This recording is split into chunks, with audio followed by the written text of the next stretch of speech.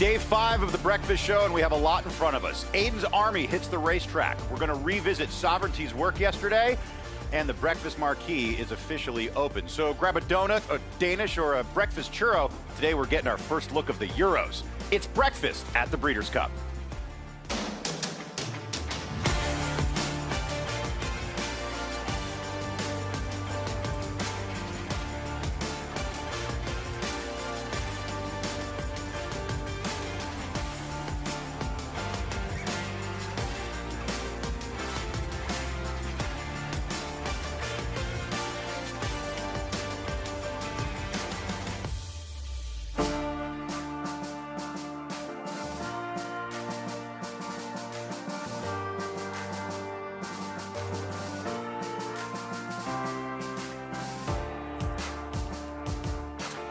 Welcome back to beautiful Del Mar. A live look as the sun rises over Day 5 of Breakfast at the Breeders' Cup. You can see horses making their way around the paddock. Schooling is in session, and we've got a lot to talk about. Here's a look at Sovereignty yesterday. We'll revisit the Kentucky Derby winner as we'll check out how he's doing the day after his final prep for the Breeders' Cup Classic. We also have a good look at Rebel's Romance as the defending Breeders' Cup Turf champion, trying to pull off the improbable and win 3 Longines Breeders' Cup Turfs. And Aiden's Army will be out on the racetrack for the first time today as well, a sight we all look forward to. Welcome back here on the set with Joe Talamo and Simon Bray. We've got 4 days in the books. We've got 3 days of the Breakfast Show to go. We drew post positions yesterday. A lot to talk about and even more to look at. We're going to have Saffie Joseph's horses hitting the track. The Euros get out of quarantine and come out and stretch their legs. Simon, let's start with you. What are you looking forward to most today? I'm really looking forward to seeing the Europeans come out here, along with Aiden O'Brien's contingent, headlined by Precise, who's probably going to be one of the shortest price favorites over the whole weekend in the Juvenile Fillies Turf. She looks an absolute standout in there. And you touched on Rebel's Romance in the Open. A winner of over $14 million, 20 races, looking for 3 Breeders' Cup Turf wins. Just a remarkable performance from this 7-year-old gelding.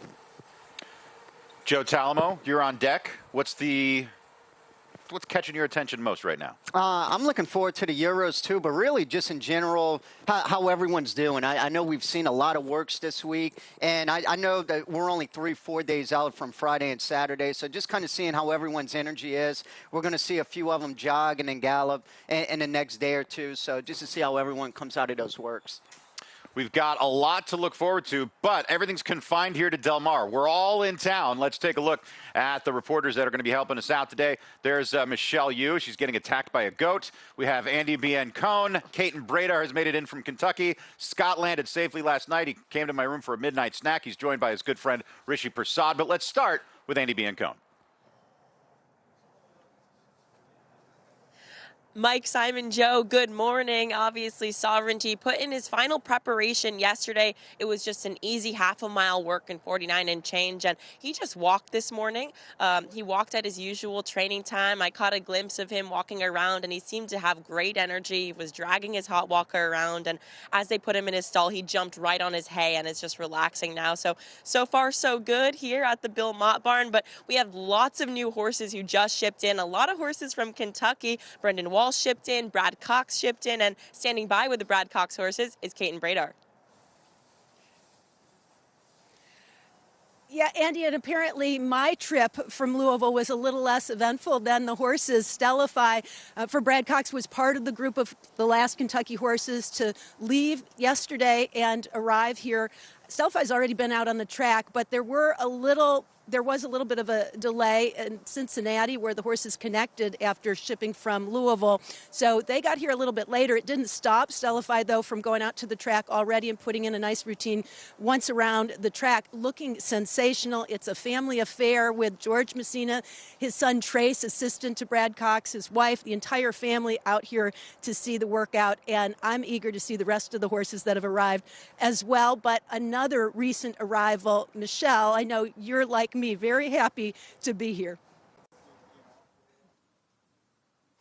I'm so happy to be here, Kate, and Mickey is happy that I'm here also. You might not have been able to tell from earlier when he was trying to headbutt me, but that is how a goat says I love you. So I have traded in Jeff Mullen's dog for Sheree DeVaux' goat, Mickey, and the goat is actually the pet of She Feels Pretty, who we're standing by right now. She Feels Pretty, going to be making her first appearance on the track today. They're scheduled to go out after the break. So we're going to hang out here and see how much info Mickey is going to be able to give us about this mare. Michelle, we're back here at the quarantine barn as the team is back together. Scott and Rish Hour. I was a bit lonely yesterday. 2025. Yeah, my favorite film. Two of my favorite actors. We're waiting for Aiden's Army to come out here later on this morning. Just a few seconds ago, the army of riders just walked past us. We talk about these horses and assembling them, but the team that it takes to get these horses out in the fashion in which they do takes a lot of effort. Indeed, and the riders actually came with the horses on Saturday. Lucky enough to catch up with Rachel Richardson yesterday. She was telling me about some of the horses that had travelled over, in particular Precise, who's already been spoken about on the show, although she drew a very bad post position right on the outside of her field in juvenile fillies turf. She's probably got the class to beat them. Earlier this year, Aiden actually revealed, Scott, that he gets up every morning and he does a workout around 4 o'clock in the morning. That's the only opportunity he gets to get some exercise in. So I presume when he arrives at the track, he'd have done his hour on the treadmill or whatever it is he does, maybe lift a few weights. Might learn a thing or two from the great man. Did you run into him at 4 a.m. when you hit the gym? Just going a little bit later, I think, today, maybe. Breakfast marquee first, then the gym? I need to fuel up. That's the routine. We know it. We know the routine, gentlemen. You know what, Mike? He's got such a bad back. It's serious. He has some lower disc issues, Aiden O'Brien, in this interview that I heard. And he said if he doesn't work out at 3:30 or 3 in the morning before his day starts, a couple of days he doesn't do it. He's absolutely crippled. That makes sense why he was so stiff and jazzercise this morning. Okay. Yeah. All right. Well, we'll look forward to Aiden O'Brien and Aiden's Army coming out onto the racetrack. We've got a lot to look forward to today, as I said before. Journalism was out on the racetrack earlier this morning as well, as he put it in his final prep a couple days ago. And this was earlier today under the cover of darkness before the renovation break. And there is your Preakness winner, your Haskell winner. 10-1 on the morning line from David Aragona for journalism. That just gives you an idea of how deep this Breeders' Cup Classic is. Oh, it's how about Sierra Leone? It's 8-1, and he won this race last year. Yeah, it's crazy, and he looks really, really good right here. So he's coming. The next few days, nothing's going to be crazy with him. All of his workouts all done, all the preparations are done. You just want to keep him as happy as possible, and he looks really, really happy right now. You could see energy-wise, this is exactly what you want to look for. How his energy level is. The rider is just really trying to keep him at a really slow cadence and go around there just at a modest clip. Yeah, I mean, you could take this video and take a snapshot, of the last 6 months, him galloping before a race, and they would all look the same. He's never changed, really, throughout the whole year. He drew post position 9 yesterday, which I think is a good draw for him, wouldn't you say, Joe? Yeah, I think it's perfect. I mean, poor Fierceness. 2 times he got the rail Pacific Classic, and I will say this, the one, if you want to make a positive for him, at least he can win from that post. Right.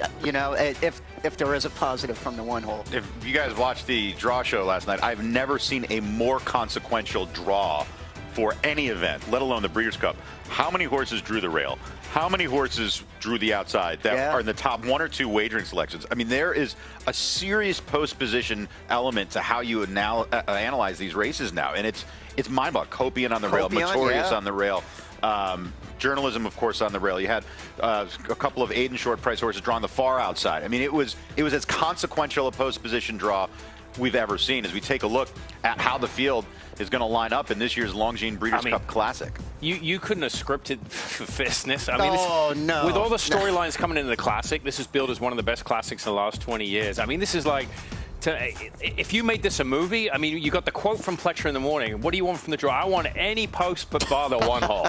Right. I mean, it's like the Dodger game last night. You can't make that up. It's almost like a script that's a movie script. It's too good to be true. And yeah, I mean, too bad to be true for the connection of Fierceness. The temporary rail is a lot longer. We touched on that yesterday. That could help. Todd Pletcher's going to go back there and talk to the starter. And he said at the draw, he's been there and done it, kind of what you said. But I will say this about the way this lined up, and I kind of thought about it. He's next to Baeza, who's not quick out of the gate, so he should be clear sailing. He's fast enough to find a position. Yeah, he just hold the rail, but he's in the hands of an expert in Johnny V. Fierceness has been, a speedy horse throughout his entire career. I don't know that it's going to be that much of a problem. No, I don't think so either. Not only that, Johnny Velasquez obviously knows Fierceness really well, and coming out of the Pacific Classic, he's going to be ready if anything kind of you know, if he feels or senses anything. But I would have to think with that rail being a lot longer and him just knowing him and hoping that he doesn't do that again, he should be fine. A lot of speed inside of Sovereignty. I think they got a good draw. You've got Contrary Thinking. He's the pacemaker. You've got Nevada Beach should be laying close and Fierceness. So I think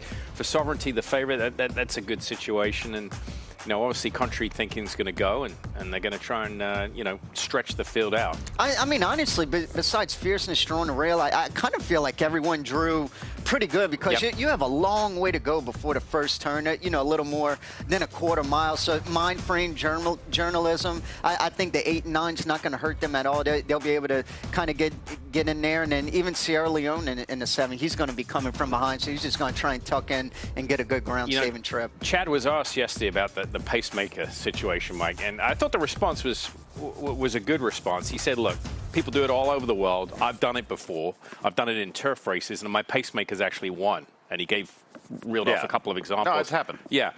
It's not going to happen in this situation, but he said... Okay, time to bet. But he did say, what people are missing here, it's going to help out a lot of the other runners in the field. Because it's going to stretch the field out. Right. You know, and open up the field, give some more running lanes maybe where the field's not so compact. So it's going to help 2 or 3 of the other horses in the race. And you made a really good point, too, yesterday. If he opens up, say, 5, 6, 7, 10 lengths, whoever's second and third is going to ride that accordingly. Yeah. Whoever's second, they're going to, you know, ride the race as if he's not there. Exactly. So even though a rabbit is in a race, sometimes it really doesn't even matter. Correct. Well, will it matter for Nevada Beach? That's what I want to know, because Nevada Beach is a horse that we wouldn't really give much credence to if it wasn't Bob Baffert, if it wasn't in the hands of Mike Smith. The human element, I think, is a big part of your assessment of Nevada Beach, because he's a late developer. He's short on accomplishment, but he's getting good at the right time, and we've seen Bob do this before. Well, I think what would happen, so Contrary Thinking is in the number 4 post. Nevada Beach is right to his inside. If Contrary Thinking just goes which we're expecting, I think Mike Smith and Nevada Beach are going to stay in that second position, just right off of him. Do exactly what he did in the Goodwood last time out, just sit second. I mean, you know, the beauty about the rabbit, you know what they're going to do. There's no guessing who's going to the lead. As we take a look at Nevada Beach, this was earlier today as well. I think of all the horses in this field, he is the biggest wild card, because is anybody really going to be surprised if Baffert pulls a 20-1 upset in the Breeders' Cup Classic? Probably not. No. But before the race, we think, oh, he's running into the toughest Classic field we've ever seen, and we may very well be right about that. Oh, yeah, I mean, no doubt about it, he is. And I think the question mark, too, he's so lightly raced. He's only raced 4 times as a 3-year-old, but saying that, the one positive, he has improved in each and every single start.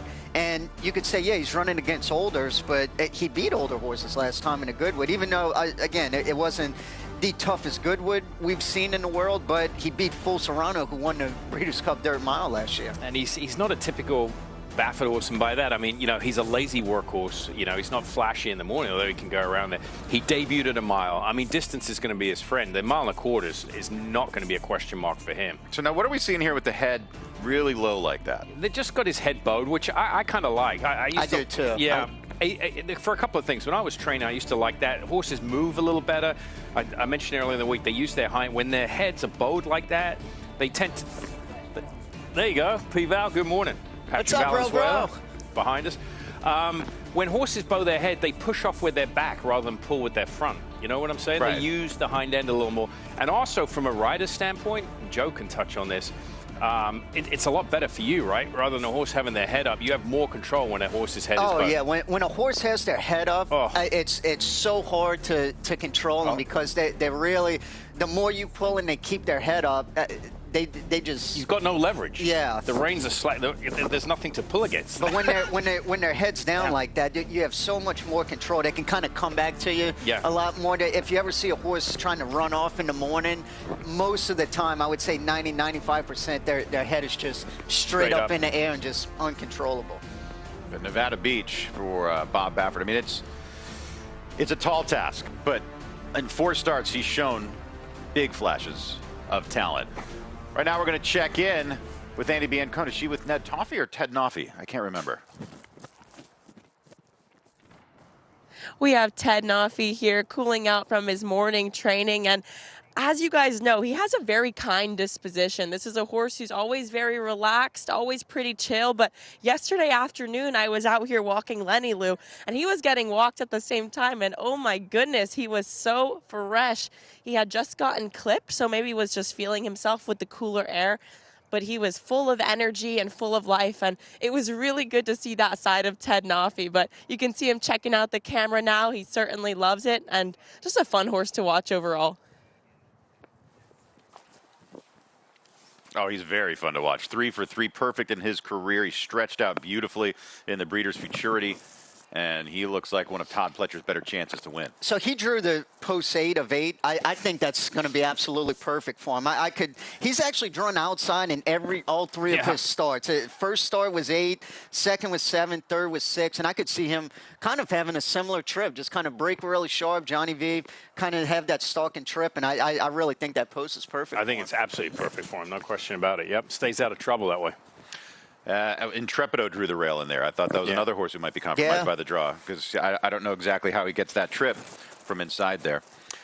We've got a work from Banishing, one of the sprinters who is hoping to upset Straight No Chaser, the defending champ in that division. Banishing, of course, is getting his final gallops in preparation like everybody else. There's a look at him on the racetrack. I mean, where'd you start with Banishing? What a horse. I mean, a 5-year-old gelding. He is not, I mean, I think they only list like 10 or 13 races on the past performance, and he hasn't had a break going back to 23rd of November last year. When he won the Charlestown Classic, they interviewed David Jacobs after the race. They said, "Where are you going?" He goes, "I'm going to run in the Jockey Club next week." He elected to bypass that. He went to the Lucas Classic, finished 3rd, but yeah, I mean, what do you do? Look at him here, though. This is kind of the polar opposite to what we've just seen with Nevada Beach. I was going to say, that's exactly right. See, he's got his head. He's actually wanting to lean out a little bit. Yeah. You could see his body language. He's got his head cocked a little bit, but it doesn't seem like he's, absolutely flying. You could see the time, 37-3, which is pretty typical of David Jacobson. Most of the time, he works his horses either 3/8 of a mile or a half a mile, nothing crazy. But yeah, you could see him there. He's got his head cocked out a little bit. I think that's pretty normal for him. But I don't know. Have we ever seen a Charlestown Classic winner go back to the sprint before? No, I don't think so. I mean, he's run well around one turn. He was second in the Churchill Downs. He's run exceptionally well around one turn. He can run anywhere. He split mind frame and Nisos. Yeah, you look at his sprints. It's ultra impressive. There are very few horses you'll see that are equally adept going a route of ground and sprinting, but he's one of those unicorns. And he's got that arrow in his quiver that could win the sprint. He's run a -2 on the sheets. He's run a -3/4, a -1. Those would absolutely put him right there in this event. I think he's galloped. I think he's got his halter on, which you don't usually see. His head collar, right? Does, do you see? Yeah.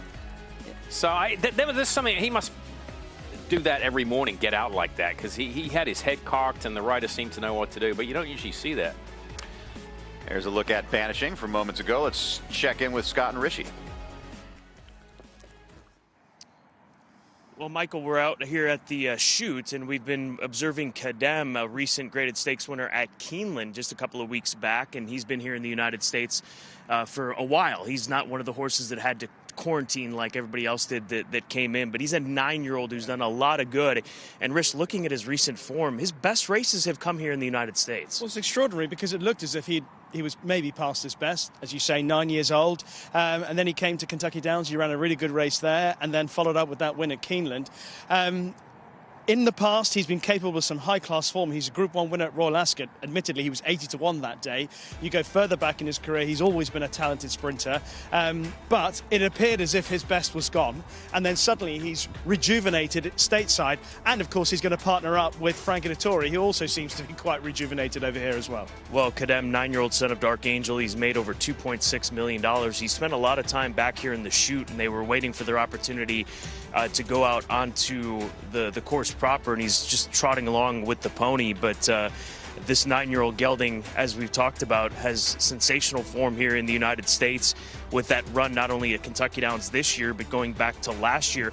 And one of the things, too, about in recent years, and I feel like it's rinse and repeat in this discussion with the sprint division overseas, is that it's been a couple of years, maybe 2-3 years, since there's been the consistent star in the Group 1 sprint races. I think maybe Batash was the last of the dominant sprinters in the UK. Prior to that, Muhara, who would be about, 10 years ago. Batash, 5 4 or 5 years ago, as you're rightly pointing out. There hasn't been a horse that has really dominated either over 5 or 6 furlongs. It's been shared up. All the big prizes have been shared up by all the decent sprinters we have in Europe. And it's made it quite competitive, but we would like to see that superstar re-emerge one day. 5/8 of a mile, though, 5 furlongs versus 6 at Kentucky Downs, 5.5 at Keeneland. It's a long stretch at Keeneland to work with on the turf course. It's a much different scenario here at Del Mar. Yeah. To me, it works against him, a horse like this. In fairness to him, he's quite versatile. If you look through his career, he won at Goodwood over 5 furlongs, which is a very quick 5 furlongs, one of the quickest in the UK. It's a downhill run, so you've got to be sharp. And he won there at the Glorious meeting a few years ago. And he's won over 6 furlongs at Ascot. And Ascot's a stiff, as you know, a stiff climb all the way. So he's shown his versatility. I think that the thing with Cardham at 9 years old, it's just a question of what sort of mood he's in. And clearly, while he's stateside, he's in a very good mood. And rightfully so. He's been in a very good mood out here on the track as he is continuing his light training on the main track. So Kadem, 10-1 on the morning line. Michael, he draws post position number 4. He's got Frankie signed on once again. We'll keep an eye on him as he continues to train in the morning hours here at Del Mar. I mean, on the one hand, he's an old man like me, and I get grumpy all the time. On the other, we're in Del Mar, so how couldn't he be in a good mood, right? Yeah, and I mean, he is sharp right now. He's coming off a win in the Woodford, and it sure doesn't look like a 9-year-old, huh, Simon? God damn, he looks good. Oh my, he's gonna. He got one compliment on the 120 line. Maybe he's just gonna He keep. teed me up. He teed me up. I'm just helping my partner out here. All right. I'll allow it. Let's go to Kate and Bradar. Well, earlier I mentioned it's a family affair surrounding Stellify, the Brad Cox runner who just arrived yesterday. George Messina's son, Trace, is doing the work right now on the walking ring. This is third generation of trainers that are involved in this whole. Talk a little about what this experience is like for you to be here at the Breeders' Cup. Oh, to go from running at Old Jefferson Downs in Kenner, Louisiana, and training on a little dirt track in Bay St. Louis by Trace's grandfather, Willis, to being here at the Breeders' Cup with a horse that we own. You know, we've attended the Breeders' Cup, but to have a horse that we own is just, it's unreal. It's surreal. It really is.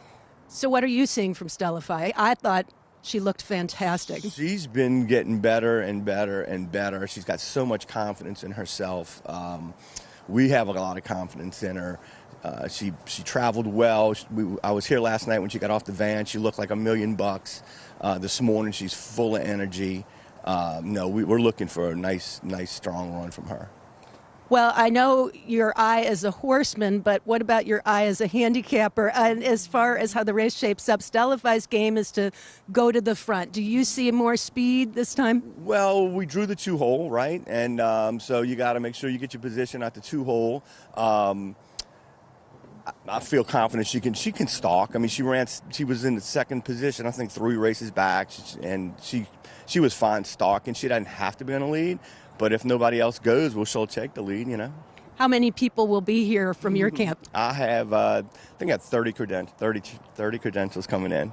Yeah, it's going to be wild. It is a wild experience. I've watched this group as they celebrate and watch the victories, and certainly hard-earned path, but well-deserved. Thanks so much. I appreciate it. Very excited. As George mentioned to me, 3 generations of horsemanship coming here, but this is the first horse to take him to the big game and outside of New Orleans. Yeah, let me know if he has a cancellation. My brother Paul needs a credential, too. Stellify out on the racetrack right now. This was earlier today, but we're getting a look at it right now, and she looks great. She does. She's a filly. That's another one. Now, 6 career starts, has improved every single time, and I think she couldn't have drew any better. Post 2 out of a big field like that. They're going 1 3/8 here at Del Mar. That turn comes up very quick, Simon, so if you draw inside, that's definitely a huge advantage. Yeah, well, especially with her speed that she's shown at these distance races. I mean, she has just been a sensation since she got back to Kentucky in the spring. She was breaking a maiden 4 starts ago, and now in the most recent race she won a grade 3. Beautiful filly, pretty elegant looking filly, kind of got a classic look to her head bow, just bouncing over the ground. She's another one that does everything right and look tremendous. Stellify for Brad Cox. Let's get to the turf course. Simon's favorite horse, the old 9-year-old. There he is. There he is, getting a feel for it. He looks good. I mean, we've got some veteran horses here between Rebels Romance at the age of 9, coming from Europe. This horse, at 7. This horse at the age of 9. I mean, that's a good representation for the older crew here. And Kadam, yep, just getting a feel for the turf course. They're going to stay way to the outside, of course. They've got to protect that inner portion for the races. He's another one, too, I think, Drew Good. Post 4 out of a big field like that, and Frankie obviously knows him very well. I would imagine he'll, obviously try and break sharp on 5/8 and then tuck in, try and be probably first, second flight. Yeah, Kadem at the age of 9. I mean, we're making a lot out of his age, but some horses, they just thrive with training and they thrive with racing. And the older they get, the happier they get doing their job. Yeah, and some horses just love to run, too. And I think what keeps them going so far, too, they're not training them hard every day. He's just letting them kind of do his thing. And you could see him out there. I don't think he could look any happier. No, it looks tremendous. I mean, I know he's 9 now, but I mean, look at his form. I would keep him in the U.S. Look at his races in the U.S. compared to in Europe lately. Yeah. I mean, they're by far his best races, going back to the race at Kentucky Downs last year when he was 2nd. So there's a look at Kadem on the turf course right now as the sun is rising here at Del Mar. Let's go to Michelle Yu. I really love when we can bring stories on the breakfast show full circle. So earlier this week, we talked to Liberato Barosio, and he said that the reason he ran Lovesick Blues was because he got advice from Don Chatlis. I found Don Chatlis, who won the Breeders' Cup 23 years ago? 2004. Yeah, 21 years ago. Okay, close. With Singletary, the race that brought the house down. What do you want to do first? Talk about your advice or remember that day? Well, that day has been rehashed over and over. That video on TVG sometimes still shows, which I can't believe, but... No, I'm happy for my man Lee that he's got one in the Breeders' Cup. So did he call you, or was that unsolicited advice? No, we talk almost every day. I mean, he's a good friend of mine, and he was going back and looked. He went back and he did the work himself. He went back and looked and saw that I ran Singletary 3 weeks before the Breeders' Cup that year that we won, and he was asking me, how did that work? And I said, well, I hadn't run since the Shoemaker at Hollywood Park in May. I said, so we didn't come down here to Del Mar because Hollywood stayed open that summer. I said, it was too long of a gap to go straight into the Breeders' Cup off of that race. So I ran in the Oak Tree Mile and really didn't care about that race, which it's sad. We weren't concerned with winning that race. We were just trying to get ready in 3 weeks. And so he said, well, what do you think about my horse? And I said, well, sprinters, that's a long gap for a sprinter. You're going to have, especially one that comes from behind, because you're going to have him keyed up. He's going to want to be too close. I said, if you could get one in him, if you think the horse is smart enough that he'll sit for Giovanni in the prep race and finish, then you'll be in good shape. One work and you go. And they worked. It was almost a mirror image of Singletary's race. Yeah. Coming flying. I finished 3rd beating the head. He was 2nd beating the nose. So I'm hoping it works out for him. It's all great advice if it works out. It's terrible advice if the horse runs no good. Does it feel kind of nice to flex your trainer muscle? Him and I have been friends for so long. He's been an owner, and then he started training on his own. So we've bounced ideas off each other, years and years. So it's not new. I love this, by the way. Chili just pans over. Will Walden is out here hot walking his own horse. Did he not bring someone to walk? Don, can't you help? No, the hot walker's here taking care of this one. So Will's out here walking him. We just came and gave him a little drink of water. I love that hands-on trainership. So appreciate the time, and the memory of Singletary lives on with all of us. Oh, yes, absolutely. Well, Michelle, I'm with Chad Summers, who's watching Banishing get a bath after a workout this morning. Chad, tell me about the work. I just wanted to open up his lungs a little bit, cutting back to the 3/4 distance. Just went 3/8 from the quarter pole, nice and easy. Angel Moreno, his regular rider, was on him. He did it super. We broke off in 13-3. I got 38-1 on my watch. The clockers at 37-3, but just what we wanted. No gallop out after that. He's good to go. So Banishing is a horse who has been here for a little bit of time, but is relatively new for you. How do you assess a horse like this and just talk about kind of taking over going into the Breeders' Cup? Don't change anything. Look, just a little bit of a licensing issue with David, but he's done a great job since he's got this horse. The horse made more than $1 million for him. Tyler Gaffleon's going to ride him in the race. He knows him so well.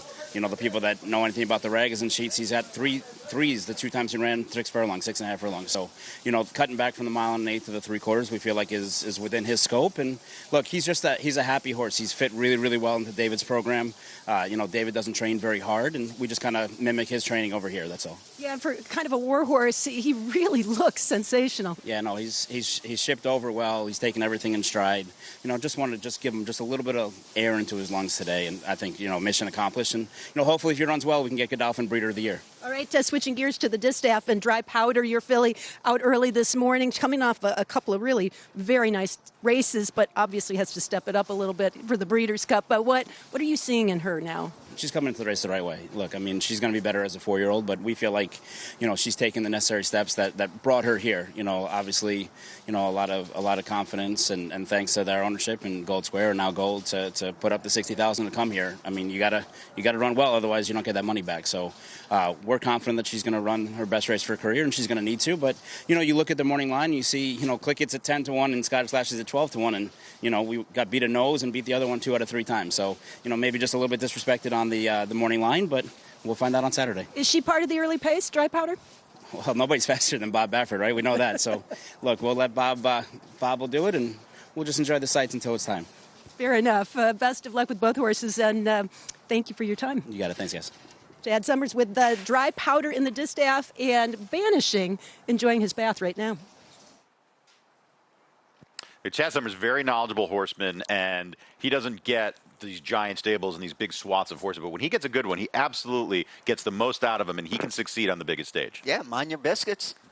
You know the saying is, right? Mind your biscuits and life will be gravy. I like that, Mike. Yeah. Never heard of that. When'd you come up with that? I didn't. Chad did. We're going to take a break. When we return, we're getting closer to Aiden's Army making his way out onto the racetrack. We'll have more on breakfast from the Breeders' Cup. By the way, excellent cappuccino there. Had one yesterday. Fantastic. Had a flat white. That was pretty good, too. Okay, we're going to try and figure out the difference between a flat white and a latte. Yes. We'll be back.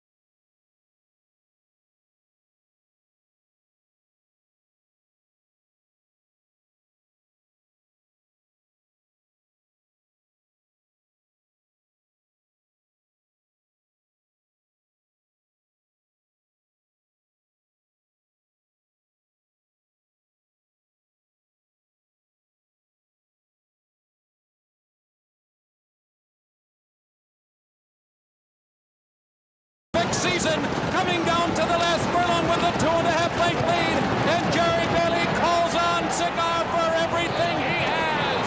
The Carrier is awakening second on the inside, unaccounted for on the outside. Solo the Manor, and here he is, the incomparable, invincible, unbeatable Cigar. Cigar, one of the greats in this sport, and he was expertly handled by Bill Mott and his trusty assistant, Simon Bray. A fantastic moment in the Breeders' Cup Classic and one of the great Tom Durkin race calls. It begs the conversation. I mean, that's the beauty of this sport. We're always comparing. It's like baseball. You're comparing eras, horses, races. Let's go back in time. Simon, I think I know what your answer is, but what's your favorite Breeders' Cup race of all time? You just saw it there. And it's more of an emotional one because I was attached to that horse. And, you know, what a lot of people don't understand, he had never been on a wet racetrack. And the anxiety and the nervousness, there was so much rain 24 hours before the Belmont Park. Our barn flooded out. Bill's barn flooded out. We had almost a foot of water in the barn that morning. I'll never forget it. And he's like, you know, he was stressed out. Took him to the training track, wanted him to get a feel of the wet track in the morning. So nobody knew, and you saw some great performances. Inside Information had the largest winning margin on the same day. She won by 13 lengths on that sloppy racetrack. So it just for us in the barn and the operation, I mean, it was so rewarding that he could overcome that wet track and win like he did. FanDuel Racing going to post that. We already did, but they're going to retweet it in a moment. You can weigh in, and we'll put your answers on the show later today. What was your favorite Breeders' Cup moment? We're going to take a break. We'll be back with more action here from the breakfast shows at beautiful Del Mar as we gear up for Breeders' Cup 2025.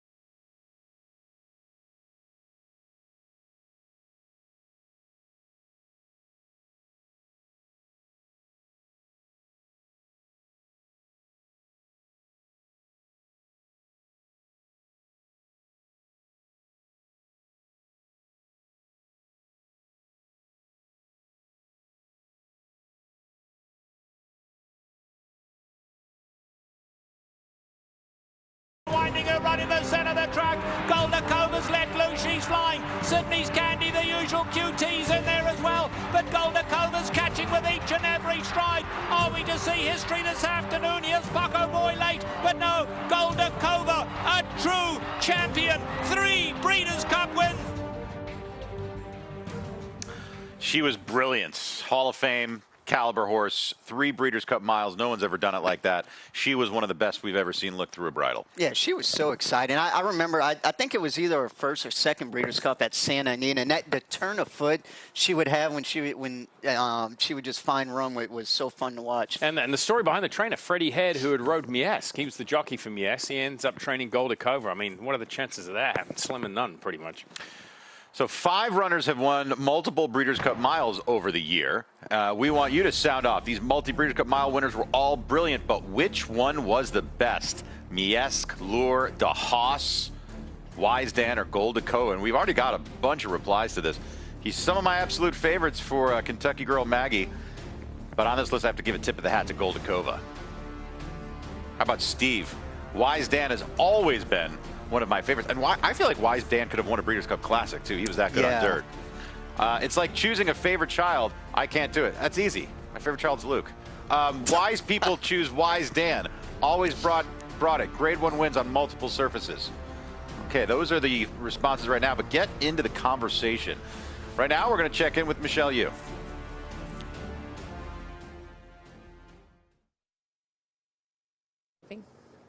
Okay. I found Michael McCarthy. Michael McCarthy. Good morning, sunshine. Are you so excited to see me? Hi. What are you doing? I am getting my verification code so I can go and have breakfast over in the marquee after I'm done. Do you need a golf cart ride over there, or do you bring your bike? I've got my own golf cart. Why don't you bring a golf cart during summer? Because during summer you ride a bicycle. I ride my bike to work to get a little exercise. Nice way to kind of decompress, especially after dealing with people like you in the morning. You're so lucky that we're not here during summer, right? What's up with the Kentucky Derby hats? I did not pack those. They were in a box with stuff we shipped down here, so... Free swag for anyone that wants one? I guess, something like that, yeah. I'll give you one if you go away. Oh, that was so nice. I'll take one. No, I'm just kidding. How was the draw yesterday? Draw was good. No complaints. No? Zero? No. I think all of our horses are well drawn. Just in situations like this, you just want everyone to get to the starting gate doing as well as they could possibly be doing and have safe, clean trips, and best horse win. I appreciate that time. Real quick, what's your coffee order from the marquee? It'll be black. Really? Yeah. No flat white, no latte, nothing? Black. Black coffee. Mike doesn't need to know the difference between a flat white or a latte or an Americano, guys. Thanks for the time, Michael. I'm so glad to see you. I'm sure this won't be the last time I see you. He's so happy. Can't you guys tell? I think we just could do like a whole 3-hour Mike and Michelle show. That is great. M&M show. That's great. Thank you to Michael McCarthy for tolerating Michelle Yu. We're going to take a look right now at the breakfast marquee. This is what he's trying to get that verification. They don't let anybody in. This is a staunchly secured area. You can see Bob Baffert there. I think that's Tom Ryan standing with him. Got anybody who is everybody, everybody who is anybody. However the saying goes, that's where they are, getting their breakfast churros. It's Mike Smith in between Tom Ryan and Bob Baffert. Yeah, see them all out there. We had the pleasure of visiting in there yesterday. Food's solid. Oh, it's so good. Very good. La Vie Lumiere earlier today was in the starting gate. A little gate school in here for Michael McCarthy. And the juvenile fillies, Breeders' Cup juvenile filly. She's a filly that she's the one on the inside there. She's the one that started her career fairly early on, back in May at Santa Anita. There she goes. You could do a couple of things. In California, when you stand at the gate, a lot of horses walk out the front.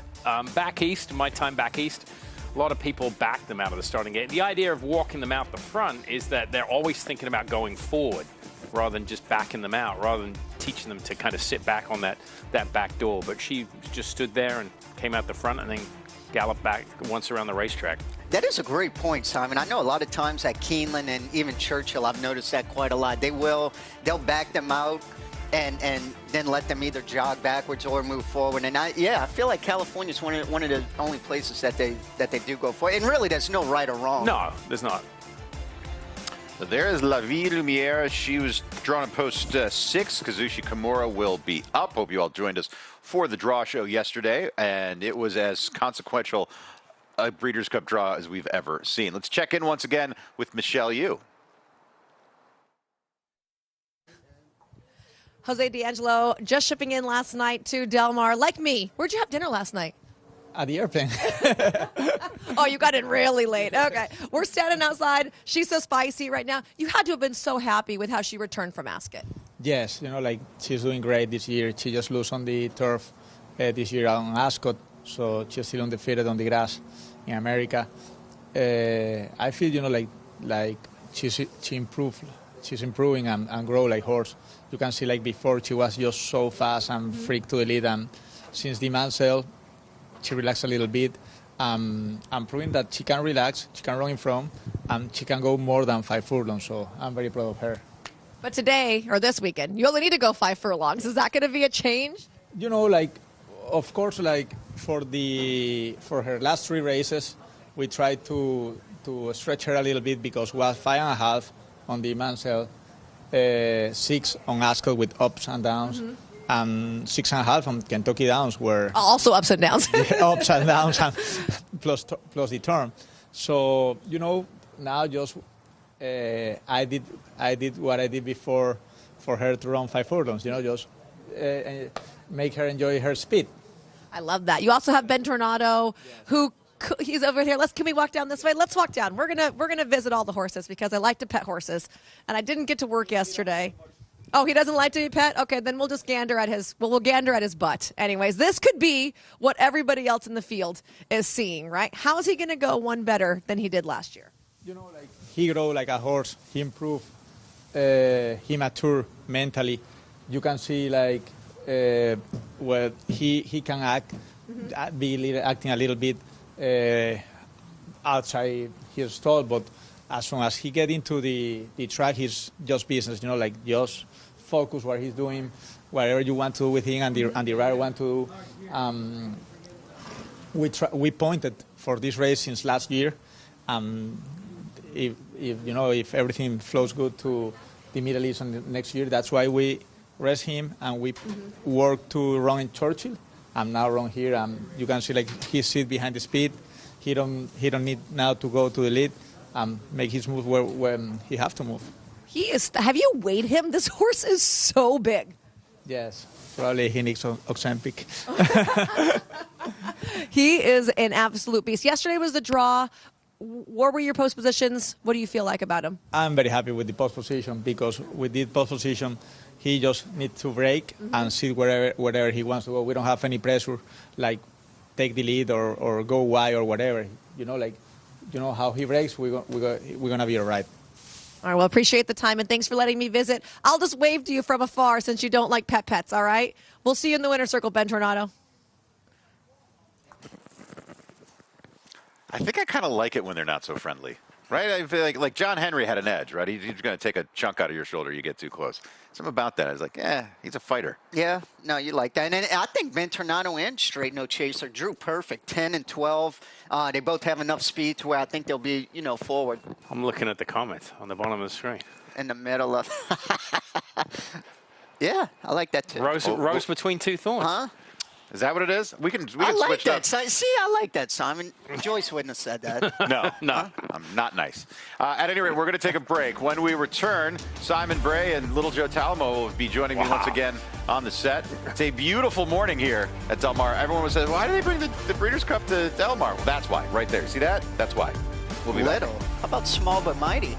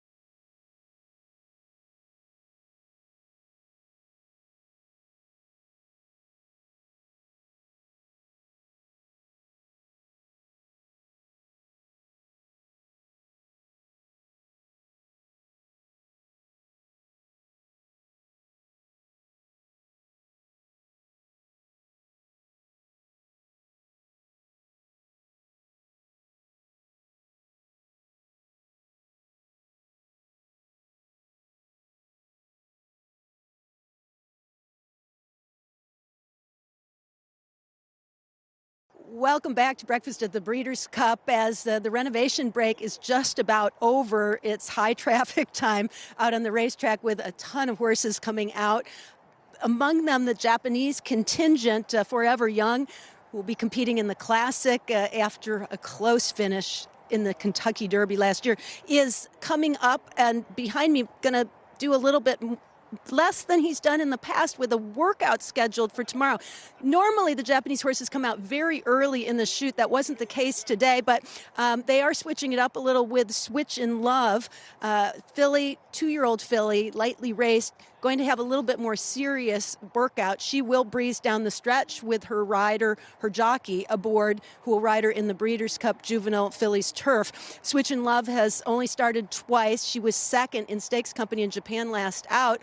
And while I'm told that she wouldn't necessarily rank among the very top of the 2-year-old fillies there, the connections are confident that she will actually prefer the North American style and the flat course, so to speak, here at Del Mar that she'll get to encounter. Today's just an opportunity to open her lungs a little bit, but she's actually by Contrail, a Japanese sire who is by Deep Impact, and this will mark the first time an offspring of Contrail has raced outside of Japan. So there's a lot of interest and high expectations for Switch in Love, again, who is going to do a little breeze down the stretch. Forever Young will do that more serious work tomorrow, but is also out in the track and very easy to spot with all the connections, trainer, owner, groom, assistants, and the exercise rider aboard, all sporting Forever Young jackets. So keep an eye on them. It's easy to do.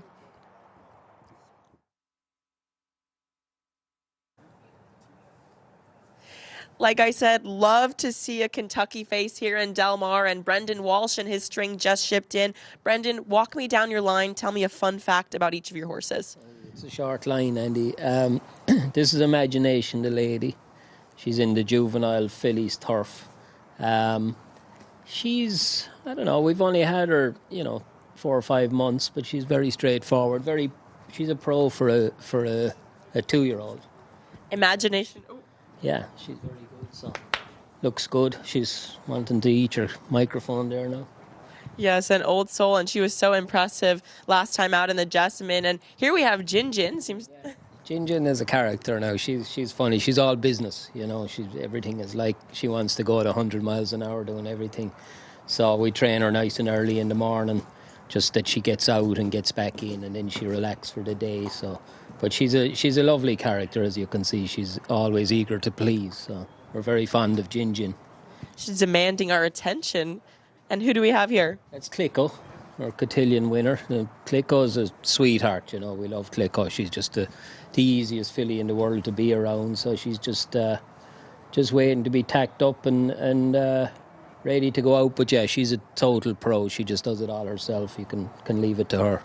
Brendan, Clicko has been one of my favorites to see train at Churchill over the summer. I remember before the cotillion, your whole barn was telling me, bet the house on Clicko. But I would see her pull up and be like, is that Gosker? And I was like, oh my gosh, it's actually Clicko. So has she just been doing fantastic coming into the distaff? I think you described it there, Andy. I mean, she's done so well physically, just through the whole year, really.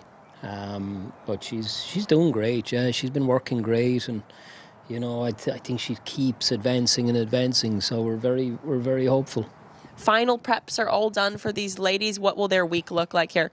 Quiet enough, we've only got a few days here. Listen, all their work is done, so it's just a question of keeping them happy. We'll probably school them all at least once before they run. So we're going to give them an easy day today because they got in last night, and give them an easy day today. Let them rest, and then tomorrow we'll just get them out and school them and. Hopefully everything goes good the next couple of days and we arrive in good shape on Friday, Saturday. Well, Brendan, couldn't be happier to see you and the ladies here. Thank you so much. Thanks, Andy. Thank you very much, Andy. Puro Magic and Switch in Love are out on the racetrack right now. And we'll have a look at those two in just a minute. Let's take a look at Puro Magic first. The sun is blinding. The cloud cover the last few days isn't here. So this is Puro Magic on the track. First on the AE for the Breeders' Cup Turf Sprint, and that is Shogo Yasuda in the irons. Yeah, I mean, it's hard to tell. I'm sorry, Shiro Yusuga is the trainer. Correct. Yeah, it's hard to tell what sort of races this horse is coming out of. I mean, he ran at Maidan, was 5th in the Alcoa Sprint. The Sprinter Stakes at Nakayama at the end of September, that's historically a pretty decent race year in, year out in Tokyo. But here he is just galloping, or she, I should say, 4-year-old daughter of Asia Express. Yeah, she looks pretty nice, and I mean, we're so close to the race. Nothing too crazy out there.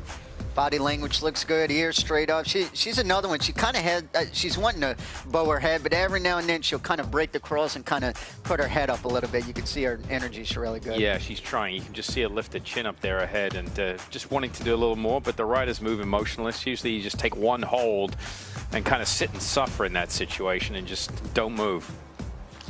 Yeah, and trepidation for the connections because they fly across the Pacific to be here. First on the AE, they need a defection. No one's rooting for a defection, but you have to be ready if your number gets called. Yeah, you don't wish any ill will on anyone, but at the same time, you still want to compete. Definitely, if she does draw, and definitely have to deal with that outside post because that's so tough. Anywhere, especially here at Del Mar going 5/8, if you're safe from the 10 post and out, you really have to work out a pretty solid trip. Who's that on the outside of her there? I was going to say, yeah, she's getting some company. Or is it? They're finishing up nicely. I mean, look, if she doesn't get it, my guess is she'd probably stay here, I would think, for maybe the Turf Festival. That was Invisible Papa, yeah. That was Invisible Japanese runner. I don't think that was by design. They flew all this way to gallop together, to come down the lane together. Hey, remember me? I was sitting next to you on the flight. As Puro Magic just finishing up here. So Switch in Love also worked just moments ago. We got the pre-work report from Kate and Bradar. Here's a look at Switch in Love. Getting ready to roll. Yeah, got all the headgear on there, you can see, and well decked out there. Good looking individual here. Yeah, and a lot of Japanese horses, they don't work too quick. No. A lot of them. No. And they'll do, Forever Love is working tomorrow, and they'll do that. They'll work closer to the race, but a slow, shorter Just go work. slower, yeah. That's what's always fascinated me so much between, I mean, the difference between American and then European and Japanese racing, complete opposite. We'll work further out 6, 7, 8 days and really fast, and then I mean, Forever Young tomorrow, that's going to be, 3 days out from the Classic? Yeah, but we see with him, they're out of the, they're walking and on constant motion all morning long. Yeah. I mean, they're out. I guarantee you some trainers train 3 to 4 horses in the time that Forever Love is training. I promise you. Yeah. No, they do. They walk a lot. They keep him out of the stall. Yeah. Switch in Love, you can see here, lightly raced, and Yoshido Yahagi has a nice one. I remember Contrail running. I remember Deep Impact running as well. Yeah. I mean, that should tell you something. I was back in the early 2000s. He was a tremendous racehorse and one of the most influential sires in the game, keeping that Sunday Silence line alive in Japan. But here is Switch in Love finishing up here in a nice strong gallop out. I mean, from a handicapping standpoint, I mean, you don't know, right? I mean, you're guessing. To be honest with you, you're guessing. But if I'm just looking at the horse on the track, I don't see any reason not to bet this horse. Right. It's you don't have the specific check against. Right. You don't know what's the ceiling, what's the company like, how is it going to match up against these? There's only one way to find out.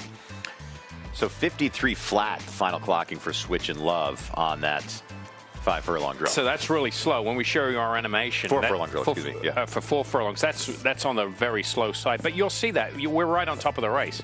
Yeah. You're going to see Forever Young tomorrow. Probably, I bet he goes 3/8 in 39, something like that. Something easy, yeah. And for Switch in Love, I mean, you're only 3 days out from the race. Yeah. 53 is probably perfect. I mean, you don't want to see a 47, 48 3 days out from the race.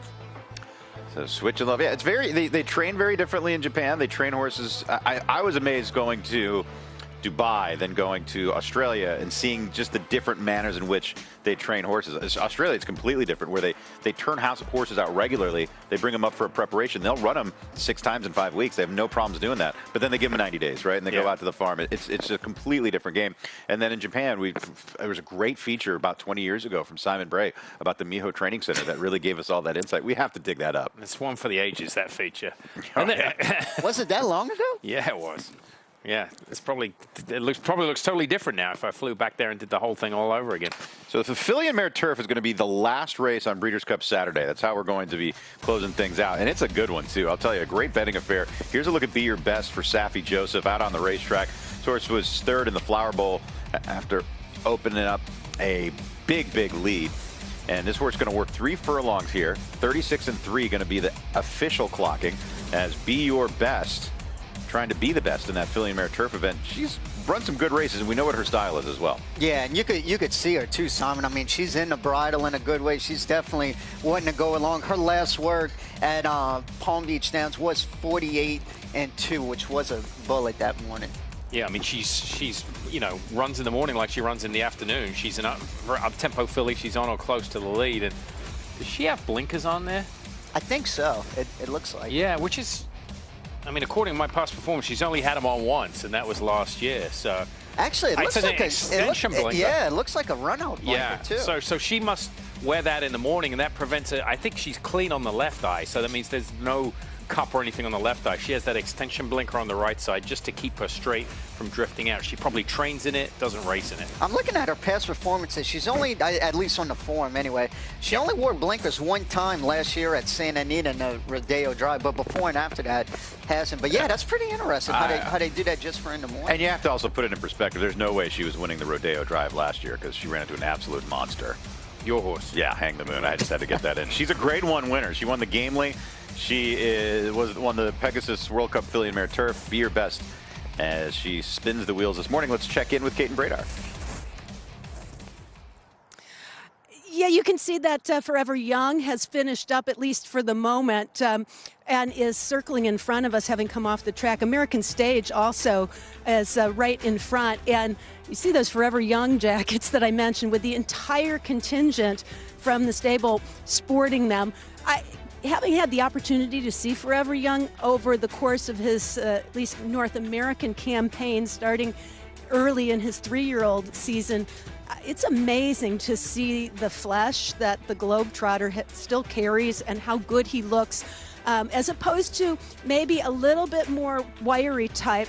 He really has filled out and is all grown up and a big, strong man. And they are switching riders here. So maybe I was misinformed. Perhaps he is going to do some more serious work here today. Or maybe they're going to just switch riders to allow the rider that was on him to get on somebody else. I'm not quite sure. Also, for what it's worth, Rebels Romance and the rest of that team are out on the track right now. So this is a big hour as far as traffic is concerned. There's a look at him. He is just a tremendous animal. Forever Young. And I need one of those jackets. I'm going to have to go buy one. I have to keep an eye on what they're doing. Changing the riders, that would be sometimes indicative that they're going to, maybe do something a little different, but Kane's on top of it. Every time this one steps on the track, I'm feeling the West Side Story bubble up in my brain. I want to sing, she feels pretty, oh so pretty. Oh, she please looks don't, pretty Mike. and witty and bright.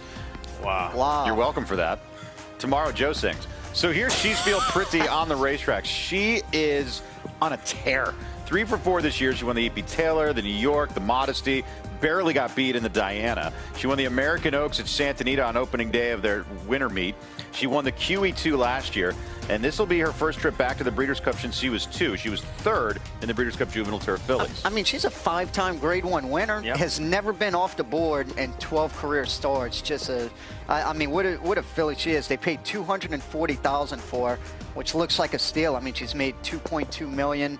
Johnny V is going to be aboard her, and I love this. And the way she's galloping too, this is kind of how she runs. You could see in all of her races, Johnny Velasquez always kind of has a hold on her. She's one you definitely have to try and get to settle, but she's always in a really good spot. I love her style. She's one of those fillies. She's not going to be in front, but she's always just in the perfect 2nd, 3rd, 4th, right off the pace. I agree with you. I think her style for turf race is great. She's, you come from far back, you're the victim of pace, traffic, you're on the lead, you could get chewed up on the front end. She's just in that perfect spot. And look at her races. Just go look at her past performance and see every time she runs off the layoff line. It's by far her best performance. She blows the comment. So I think by design, they've given her a little break since August. We touched on this earlier on the week. A lot of these horses now are racing towards the end of August, end of Del Mar, end of Saratoga, and then they just train up to the Breeders' Cup to fire their best shot. Also, thanks to the rider, for the exercise rider, for wearing the jockey cam, because this is just such a great.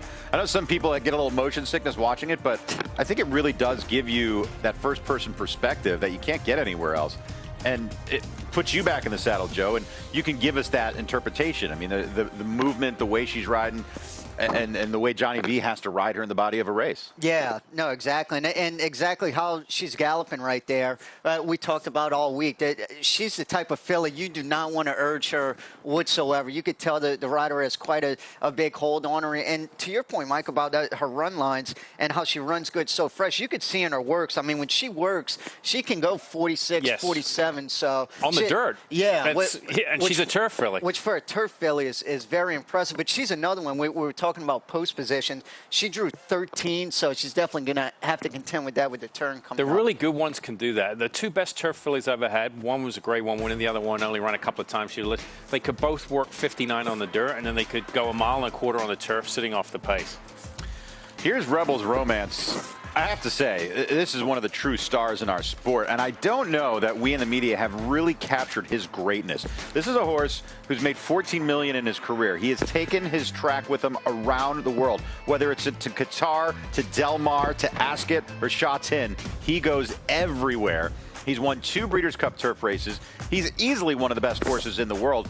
And I don't know how you say he's not the best turf runner in the world. And talk about post position. I don't think he could have drawn any better in the one post. With his style coming from right off of it, I think that's absolutely perfect. And he's trying to become only the 3rd horse to ever win 3 Breeders' Cup races, and only the 2nd one to win the same Breeders' Cup race 3 times, as Beholder, of course, won the Juvenile Filly. Look at Beholder is just so ridiculous. And Richard Mandela. Look how she skipped 2 years. Yeah, she won this Juvenile Fillies, the Distaff in 13, and then the Distaff in 16. I mean, what a fantastic job Richard Mandela did managing her career. But Charlie Applebee, the career of Rebels Romance, what does that tell you, Simon, about the horse? What does that tell you about the connections? I know he's a gelding, so there's no reason to put him out to stud, but they take him literally everywhere, and he runs his race and wins everywhere. That's the thing. I mean, look, no disrespect to Beholder, but they're racing within their own country. Dubai, Hong Kong, UK, Germany, Qatar, England, America. I mean, it's unbelievable. I mean, what he's done, and at the level, to maintain that level of excellence for all those years is just a tremendous achievement by Charlie Applebee and the crew, and hats off to the horse. And he clearly loves his job. He's still winning at a high level. Look at his energy, too. Yeah. I mean, he's feeling so good out there. You could see putting his head up there, really wanting to do more. $14 million he's made. It's incredible. That's unbelievable. He's a tremendous horse. And once again, Joe, the passport, they stamp it when you go to other countries. Here's where he's been. He's been to England, Saudi Arabia, Germany, of course here in the U.S., Qatar, Hong Kong, and Dubai, and he has won Group or Grade 1s in all of those countries. That's insane. That's the thing. He's had to go through customs because he's bringing gigantic trophies back with him every time. Just stacks of cash. Oh, my goodness. Seriously, Rebels Romance. I don't think that we make enough of him. He only runs here once or twice a year, but I don't think we make enough of how much of a superstar in this sport he really is. Look at him. He's flexing out there. Looks like you, Mike, after working out at the gym the other day. Yeah, I'm pretty swole after that. Rebels Romance on the track today. He is going to try to become the first horse to ever win 3 Breeders' Cup turfs. Let's take a look at the Joe Hirsch Turf Classic. He was pennies on the dollar that day. It was a short field, but everyone knew what they were in store for as Rebels Romance got to the front early on, and no one could catch him, as they seldom do. Yeah, I mean, he's very tough to beat when he gets on the front end, and obviously he's beating, redistricting for trainer Chad Brown here, and we know how good he is. He's a Grade 2 winner. But he just crushed this group. This is a perfect setup coming into the Breeders' Cup. Again, this was at the end of September. He's had plenty of time to recover, and he looks tremendous. I mean, look at him striding out, especially going 1.5 miles. A lot of those races, you don't see horses win by, say, more than a length or so. A lot of times it's a very close finish. But, I mean, for him to open up and visually you could see him finishing, it did not look like a 7-year-old. Yeah, I also say this about Rebel Romance. Look, the media's here. Hey, not too close to the gap there. Not too close to the gap there. the media has shown up. There's Goliath, and he is on the track right now for. Now, I know everyone looking at home, they're seeing something going on with that left hind leg, Simon. Explain what we're looking at. Yeah, so it's a complicated situation. You don't see it. I'll start by prefacing, you don't see it much in racehorses. Sometimes a lot of show horses. I don't know whether you can see it because it's a little dark. But yeah, the sun's so bright here, it's hard to tell. The best way to describe it, he's kind of goose-stepping with his left hind leg. It's called string halt is the technical term. There's no pain associated. It's just an awkward gait. And it's a condition that affects the neurological endings there and to the limb in that area, and it forces him to give that exaggerated leg lift. When you get into the higher gait, a trot, a canter, a gallop, you won't see it. It's just at the walk. It has no adverse effect on Goliath. It's proven he's had it. He's been looked at all over the world. He's run successfully with it. It's a condition that you don't have to worry about. And like I said, it's not very common in racehorses. Sometimes you'll get it in show horses or some horse, pleasure horses that are out in the field and things. But he's not under any duress whatsoever. Right, it doesn't affect anything. No. But you do get a look at it, and you're like, huh, this is peculiar. Cue the Imperial March. Aiden O'Brien bringing the contingent in from Ballydoyle. Look at this. And single file, as he often does. It's such an intimidating look when he brings them out onto the racetrack. But one of those things that we all eagerly anticipate for Breeders' Cup. Yeah, they go in single file. This is how they, do things in Europe. Usually, a lot of times, they put the colts at the front of the line and the fillies at the back for obvious reasons. So, wait, why, son? That's what they'll do. But this is what they do. They go in Indian file like this, and they'll maybe jog once around the racetrack like this. As Aiden's Army has now made its way in, and this is one of those sites that every year at Breeders' Cup, when okay, it's game on time. The Euros are here. They're out on the track. We all eagerly anticipate whether or not we're going to get to see him this morning, next morning, when we knew it was going to be today. It's an imposing force, but there's a reason that it's imposing, and this is by design. And Aiden O'Brien, sitting on the cusp of passing D. Wayne Lucas for the record of all-time Breeders' Cup wins. Same with Bob Baffert, but Aiden has some numbers in his hand, in his corner, and you can see them all out there. And all of these horses just in tremendous physical shape. He's a world-class horseman, and this has been a part of the MO since day one for him. Yeah, it certainly has. And, this group here is like vacation for Aiden. Usually there's about another 45 more in the morning when he's training like this. So, like in Europe, will they breeze like that? Or no, they'll pair up and breeze in company usually, or something, but they won't breeze like this, no. Now, what do they get out of this? Is it just how he keeps it orderly? Organized? Because, when you're training, Bob Baffert's got, let's just take him or whoever, Bill Mott, they've got 60 horses. They have to get out between the hours of 6 and 10. So they have sets of 5, 6, and 7. And the horses all go out by themselves. Here, there's only 3 sets usually of horses exercising in a European barn because they're out of the stall so long. So Aiden O'Brien got 100 horses, or just more by than that. necessity. Yeah, so they're going to have to take 40, 40, and 40 like that. Let's check in with Scott and Rishi as Aiden's Army makes their way in front of the grandstand.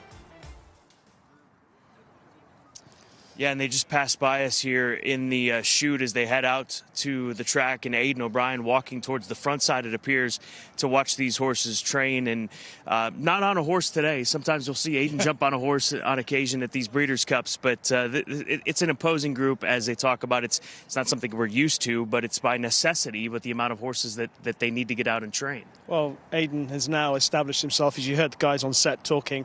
When he travels to the Breeders' Cup, he brings a huge number. Not just horses, but people as well. As you pointed out earlier on, it is indeed an army, and in that army there are a number of horses here who come with winning chances. And Minnie Hawk would be the headliner, undoubtedly, the great 3-year-old filly who just narrowly missed in the arc in a quick turnaround. And if anybody's ever game to make these quick turnarounds, it's Aiden, right? Because these are situations where it's the end of the year. They're going to get a considerable break before they start getting ramped up. And these are big Group 1, Grade 1 races, especially for fillies or any of these horses for this operation. The way he's campaigned has been beautiful. She's improved throughout the year. And her run in the Arc proved that she's not just very good against her own generation. She's a brilliant middle distance filly across the generations. She comes here as the standout horse, I think, for Aiden. And the good thing about Mini Hawk is she's very comfortable through the race. She doesn't pull. She's not keen. She hasn't got that instant turn of foot. As long as there's room for her to make her challenge, I think she's got a great chance of beating Rebel's Romance. She's got seemingly a really sound mind. She looks uncomplicated. Like so many of Aiden's horses, there is one horse in his team who's not entirely uncomplicated, and that's the Lion in Winter, who you may notice this morning will be getting rather warm. He will sweat like nobody's business on the day of the race. And he's a horse that last year was the early favorite for the Epsom Derby. Things just did not pan out for him at all, did they? Scott, I think last year, after he won the Acomb at York, he was favourite for the 2,000 Guineas, the Derby. He was going to win the Triple Crown, the King George. Pretty much any race that there was anti-post markets for, he was favourite for. This season has been disappointing by those lofty standards of expectations, but he has shown that there's a lot of ability in there. There's clearly something going on in his head because he gets warm, worked up, but he's run 2 really good races back-to-back now in France and last time at Ascot. So it's possible that maybe Aiden's getting the better of him like he so often does. I think you look at this group, we've talked about the Lion in Winter, we talked about Mini Hawk coming out of her Arc second place finish, just that narrow second place finish. Some other names that maybe not familiar with our U.S. viewers. Gestad, we got a chance to see him run at Royal Ascot. He's a very physically advanced young horse who has a ton of ability, and we'll see him in the juvenile turf. He's a huge horse, huge individual for one so young, but his post position is going to make things hard for him. He's the right on the outside, as is Precise. Gestad, I think the issue with him is that he can be a little bit keen, and he's up in trip to a mile for the first time. He ran over 7 furlongs in the Dewhurst, and he just ran out of puff in the last furlong. So that will be a little bit of a concern if he is keen and he is out wide. Precise, though, she is, like Mini Hawk, very uncomplicated. I imagine she's going to take all the beating, even though, like Stad, she's also drawn on the outside. She's just the most lovely filly. She's on a much smaller scale in comparison to some of his other 2-year-olds, but she is class, all class. And Aiden with 3 in the juvenile turf sprint. Brussels, Mission Central, and True Love. Of that trio, who would be the headliner of that group? True Love would be the headliner. She's a very outstanding filly. She won the Cheveley Park last time out. She was a winner at Royal Ascot. I guess the issue for True Love is that she's coming back to 5 furlongs. Christophe Soumillon not riding her because he's going to be riding Brussels, I think, in the race. Brussels, right. But obviously the issue with Christophe Soumillon is that he's riding at the same weight on Mini Hawk, but he can't do the weight on the Friday. But his point is getting ready to ride at 119 on Mini Hawk on Saturday, but he won't be able to do the weight on True Love on Friday. This year for Aiden, how would you sum up 2025 and what he's been able to do during the flat season, during the premier portions of the flat season? Well, given the number of Group and Grade 1 wins he's had this season, it's been one of his best. It's interesting because at the start of last year, yes, he had the likes of the Lion in Winter. He had the likes of Bedtime Story, who runs here this year, and some other outstanding fillies. But a few horses have emerged. Mini Hawk has emerged as a superstar, and she wasn't quite at perhaps the level of expectations as 1 or 2 others. But he's 3 shy of breaking his world record, his own world record for Group and Grade 1 wins. He might do that on Friday, and he might break the world record on Saturday with either Lion and Winter or indeed Mini Hawk. It is a big group, big opportunities ahead. We had an opportunity not only now to see the Aiden O'Brien team head out, but we also had an opportunity to see the Godolphin team head out just a few moments back. We're going to let these horses train, Michael. We're going to head back over to the quarantine barn and catch a word with Charlie Applebee and discuss his big opportunities ahead. But this is an exciting time out here this morning, having these Euros finally making it to the track. Yeah, it's an awe-inspiring sight, without a doubt. But as I said, it's somewhat out of necessity. But Aiden O'Brien, he has just been such a force for Coolmore over the last couple of decades. And it didn't take long for him to become a household name, but just each and every year, it seems like he's besting himself. It doesn't look to be slowing down anytime soon either. No, I mean, he's dealing with the best bloodstock in the world. I mean, but you still got to produce, and that always doesn't happen. All right, so we're going front to back here. That's the Lion in Winter. Getting a little warm as expected. Yeah, the Lion in Winter be in the Breeders' Cup Mile. And then we mentioned that. Here's a look at Gestad. How are we saying this? Gestad? Gestad? It's Gestad. Gestad? Okay, Gestad. Is it And German? I would say this would, I wouldn't be shocked to see this a lot this morning, horses swing, because, I mean, this is the first morning where the sun's come out this early, and it's gotten pretty warm. Yeah, well, they've been in quarantine, and we've said it all week. Anytime a horse gets into a new environment, they're always going to get a little warm, right? Even horses coming into the winner's circle here. Here's Brussels. That's who Christophe Soumillon's going to be riding. They were second in the Cornwallis last time out, only beating a nose at Newmarket. They're a turf sprinter. And that's Mini Hawk, who we were speaking of, the superstar for Aiden O'Brien in the background there, wearing saddle towel 306. I mean, she's coming in off the Arc, and, you know, Arc winners haven't, we always talk about it every year. It's kind of ad nauseum about Arc runners, winners coming here and not doing well. There haven't been that many, but Arc also runs do come, and they run well here at the Breeders' Cup. But she'll be taking on the boys. There's True Love on screen right now. As we pan off of that one, it's such a mouthful. If you have past performances like we do, we're just flipping back and forth trying to get to the right one. There's Precise. She's going to be one of the shorter prices all week. Yeah, she's in the Juvenile Fillies turf. Yeah, and she should be. I mean, if you're like the Euros like to say a banker or a lock, she's the lock for the European horses, I think. She's another one that drew post wasn't ideal. 13 way outside on a mile. It's hard for us to see with the sun as bright as it is, so apologies if we can't get through all these names exactly as they are, panning through. And just for the U.S. viewers that might not be up to date, I mean, Rishi... bedtime story, sorry. Yeah, Rishi touched on it. You know, Ryan Moore won't be here this year. Obviously, he's sitting on the sidelines with a major injury. So Christophe Soumillon has been riding a lot for Coolmore the last couple of months. And, you know, he's had a lot of success. So he's their number one rider here this week, or till the end of the year, till Ryan comes back. There's Artisla. Or Atsila, I should say. I'm sorry. Oh yeah, that was it. We are playing. We got the sun on the. We've got the sun on the monitor, so we're squinting to see who these are. And at 48, my eyesight's going. There's Valentina on screen right now in the Juvenile Fillies. I mean, they're going around there perfectly, right? All of them are just doing the same thing, just taking a nice jog. Yeah, they're so well behaved. Yeah, that's Mission Central for the Juvenile Turf Sprint.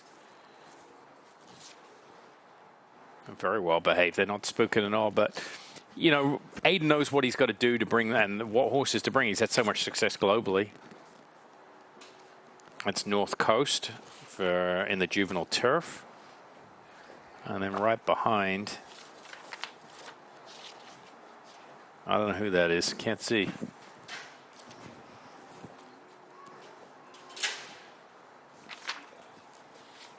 Queen of Hawaii, yeah.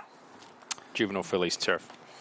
This was almost as good as Joaquin counting his steps yesterday. Yes.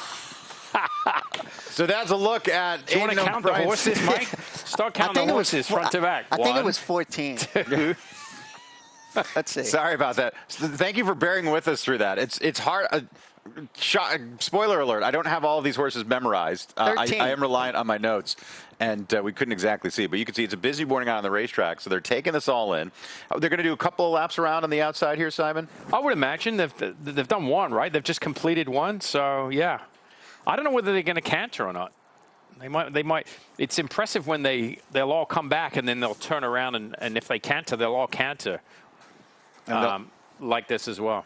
And they'll canter in twos. We've had a closer look at Aiden O'Brien and Aiden's Army as he is approaching a new record in the Breeders' Cup. But let's take a look at Aiden's Army here as they are on the track, and he brings them to the Breeders' Cup. It's a sight we have become accustomed to seeing every year at the Breeders' Cup World Championships. Horses lined up like dominoes, familiarising themselves with their new surroundings before they commence battle. Aiden's Army, as this annual cavalry is known, returns to compete at the Breeders' Cup for the 28th year. It was 1998 when we first saw the maestro from Ballydoyle make his debut, and 2 years later he nearly stole the classic with the Iron Horse Giant's Causeway. A heart-pounding, pulsating stretch drive! But since then, O'Brien has amassed an incredible 20 Breeders' Cup victories, tying the legendary D. Wayne Lucas for the most wins by a trainer. More than half of those wins have been partnered by Ryan Moore, long considered the world's best jockey. But this year, the team from Tipperary will have to compete without him, as Ryan was sidelined in late August with a stress fracture to his right leg. While the man who has steered the cavalry to so much Breeders' Cup glory watches from the sidelines, the master of Ballydoyle and the army marches forward. And to fill the void left by Moore, O'Brien has turned to one of the most decorated talents in the world of horse racing, the Belgian superstar, Christophe Soumillon. Soumillon, the 10-time French champion jockey, has long been a fixture in France, winning the country's biggest races. Now, at 44 years of age, and in the twilight of an already brilliant career, he finds himself in an unlikely position. A challenge he has already met with distinction. Christophe Soumillon by a length and a half. Now this temporary partnership heads to the Breeders' Cup with the impressive bloodstock we've come to expect. Most notably, the sensational filly Mini Hawk, fresh off an agonising second in the Prix de l'Arc de Triomphe and a commanding victory in the Yorkshire Oaks. And with Aiden now sitting at 25 Grade 1 wins for the year, a dominant Breeders' Cup would not only crown him as the winningest trainer at the World Championships, but it would also set the stage to break his own record of 28 Grade 1 winners in a single season. All eyes are now on Del Mar as Aiden's army marches on.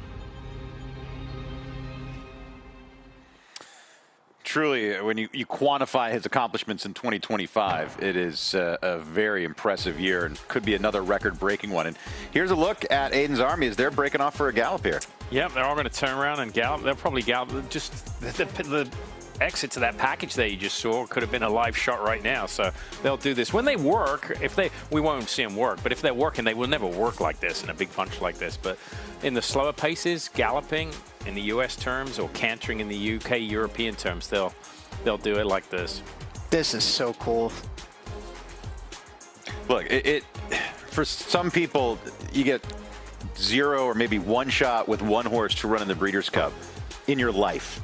And Aiden comes in with an army like this every single year. He's playing a different game than a lot of other people in this sport. And they all have shots, too. Yeah, but here's the thing. From his perspective, I mean, there's nothing out of the ordinary. I mean, this is expected, right? Right. I mean, this is the Dodgers spending $1 billion on payroll and not making the playoffs if they don't show up. I mean, he's got to be here. I mean, there's no excuses, really.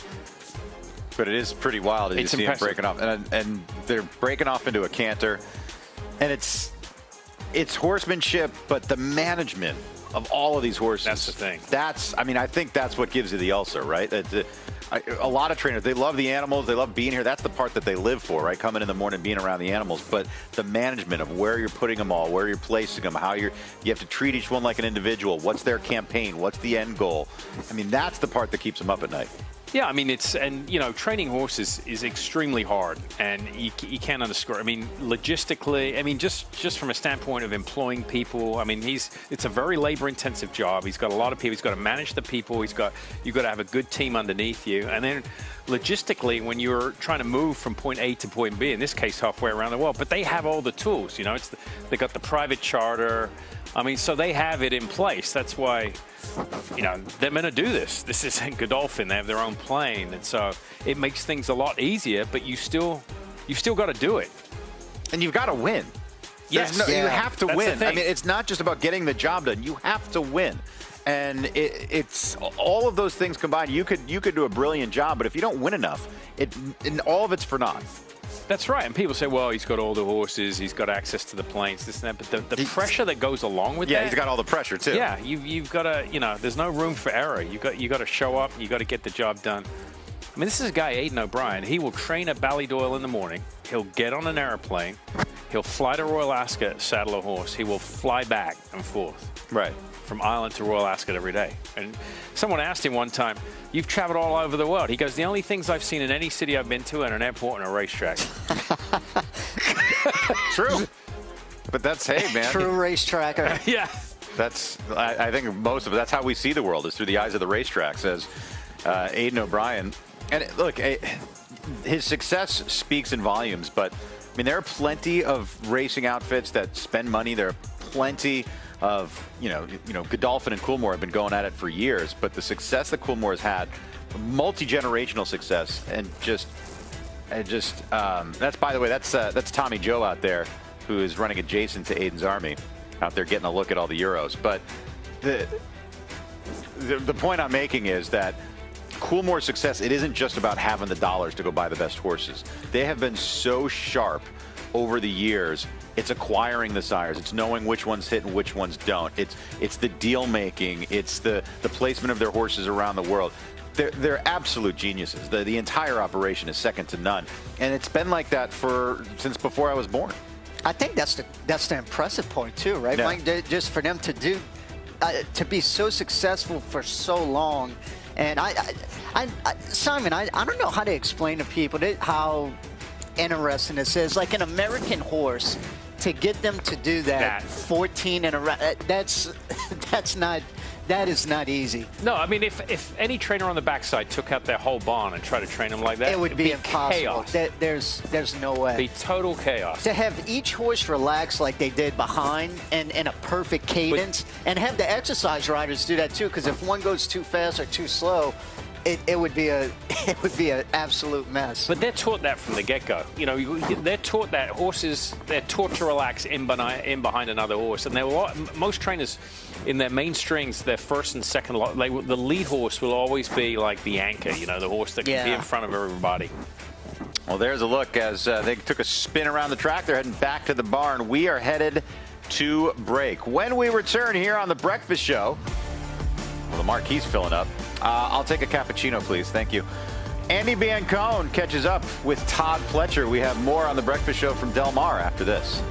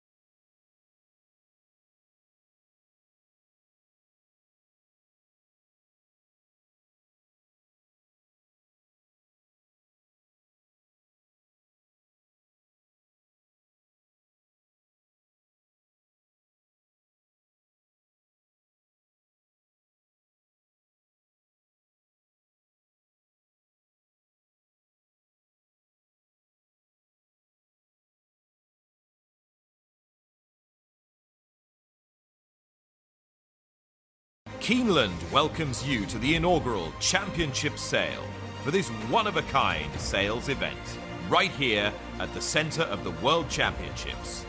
Your opportunity to play at the highest level is about to begin.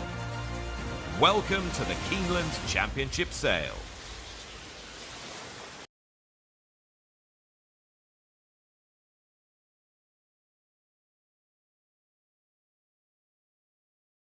We jinxed it yesterday, but I'm going to address the white elephant in the room first and foremost. Fierceness drew the rail last night. He's going to be breaking right here with this temporary rail. What are your thoughts overall? I think it was a one-time thing, really. I don't anticipate it being an issue. I think Johnny will be prepared if he did kind of start looking at that area. But, we're going to gate school him tomorrow as we normally would, and I think he'll be fine. He's undefeated from the rail here at Del Mar, as Mike Rapoli said last night on Twitter, so that is positive news. But I know we saw Tommy Joe and Time to Dream galloping by. What will they be doing, and what were your impressions of their gallops? They were galloping very well. We're going to stand them at the gate after they finish their gallops and, just familiarize them with the gate crew here and just as we would pretty much for any race. Watching them gallop, they seem like very different rides. How would you compare each of them? Yeah, Time to Dream's pretty laid back. She's not overly aggressive. Tommy Jo is. She's a pretty strong gallop, and she wants to please every day. I know Hector has ridden some of the best race horses in the last 10 years, having worked for you for a long time. So I know in Hector we trust, but were you a little nervous watching Aiden O'Brien's horses come right up by Tommy Jo? Yeah, I didn't anticipate we were going to have them right behind us, but she's kind of aggressive, whether there's other horses on the track or not. We've kind of experimented with trying to take her at times when there's really no traffic out there, and she's pretty much the same. What will the gate schooling schedule look like for the rest of your brigade this week? The classic horses will stand at the gate tomorrow, and assuming that these two are well behaved today, then that'll be it for them. Todd, thank you so much. You're welcome.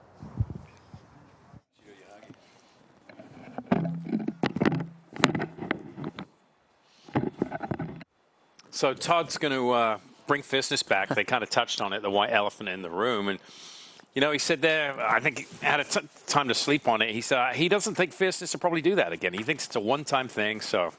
Yeah, I agree. Once a horse does that, and not only that, Johnny's going to be ready for that. Yeah. And they made a point too to school him, but I just think that was a one-off too. You think he'll have his stick in his left hand? I would think so, just in case. Here's my question though, and I'm sure a lot of the people who fell in love with fierceness again after the Pacific Classic and want to take him because they'll get a little bit of a price on him.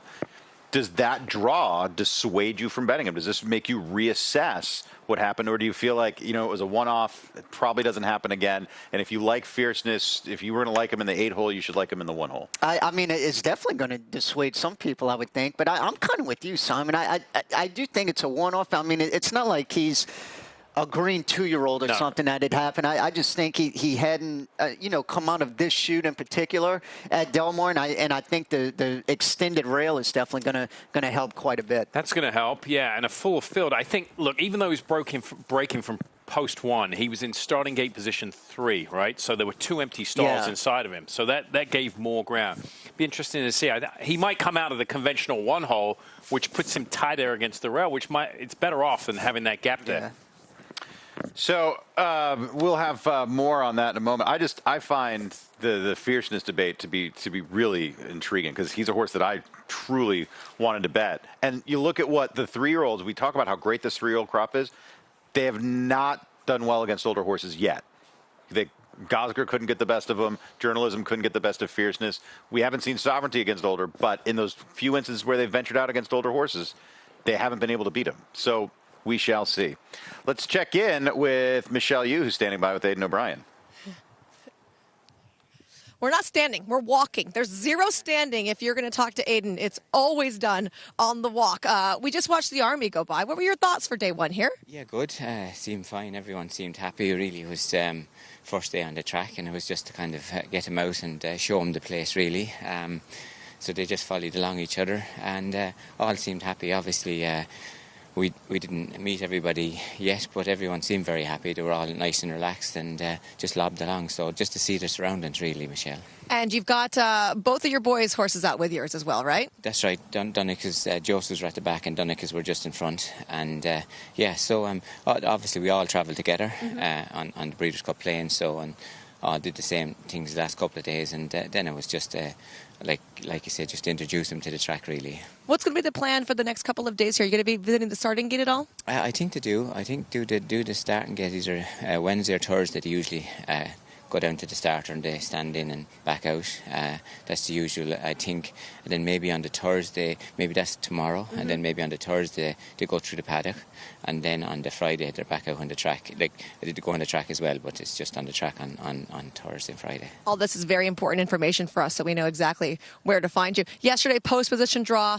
We thought Mike Rapoli was unlucky getting the rail with fierceness, but you drew the outside with so many horses. What do you think about that? Yeah, sure. Listen, that's the way it is, and obviously we'll see what Christoph thinks. And so listen, that's the way it is, and draws are draws, and that's the way they are. They can be for good reasons or bad reasons, and listen, it's all good long term. So hopefully So Christoph will have a look at him and see what he thinks and how it goes, I suppose, really. How's the adjustment been with Christoph Soumillon coming in for Ryan Moore? I know he's very good. Obviously, he's a world-class jockey and all the experience and there's nothing he hasn't done. We're just very lucky that he wasn't retained and that he was available. So great fella to work for. He's a great horseman, great understanding of racing. Unbelievable, really. We were just so lucky to have him, really. All right, well, I appreciate the time. I know there's 100 people waiting to talk to you, and you got 100 horses to look at, so we'll see you later on. Thanks, Michelle. Thank you. Thank you very much. Thank you.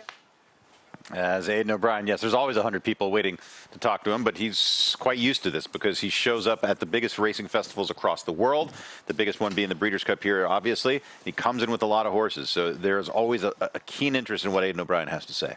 Yeah, and he never turns down an interview. That's the best part. He's very accommodating with the media, so...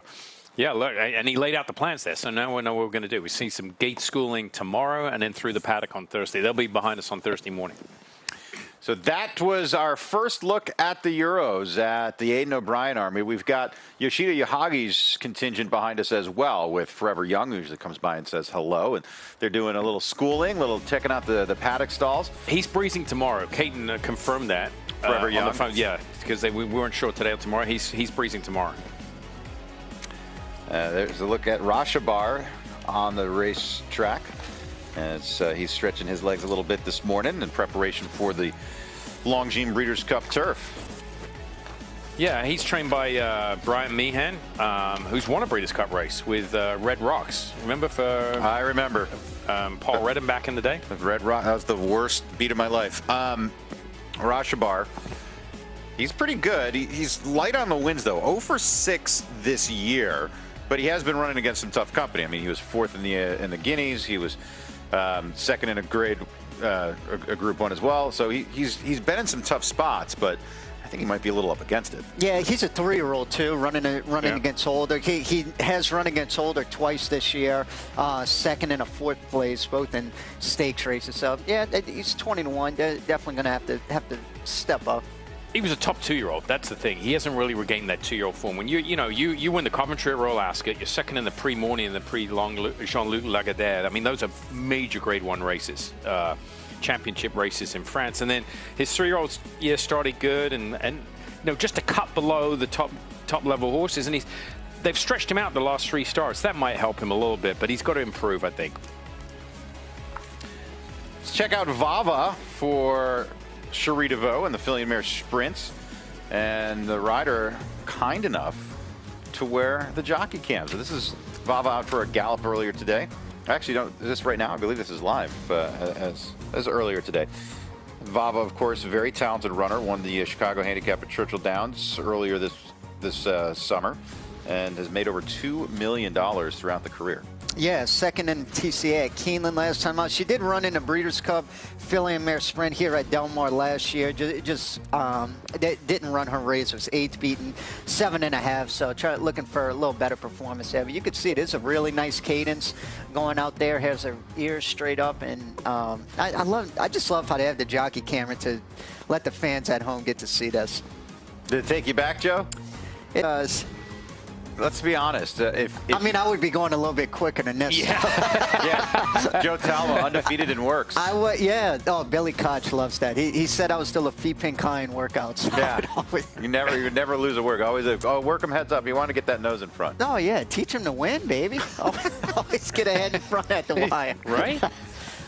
And anyway, in related news, you're now giving us analysis of these works. So when you're screen on the right, what does this look like, and what does this tell you about this horse and how she's making her way around the track? Yeah, I mean, you could see the rider on the left. He has a decent hold of her.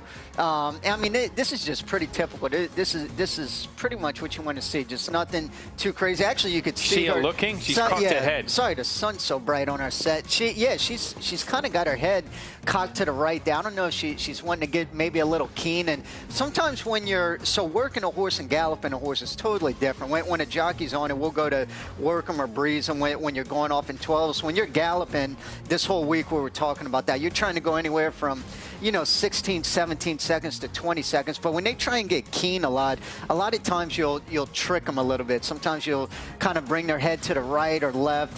But I think that was just her maybe looking around a little bit. Yeah, first out at the track, just peeking around. Yeah. She was coming down the lane, just had her head cocked to the side and looking around, which is just taking, there we go, now I can see, just taking things in. But this is a perfect cadence stud, especially first day at the track. You don't want to go really any quicker than this. It's a nice stroll out there. Let's check in once again. We saw Rashabar on the racetrack just moments ago. For more on Rashabar, we go to Scott Hazelton and Rishi Prasad.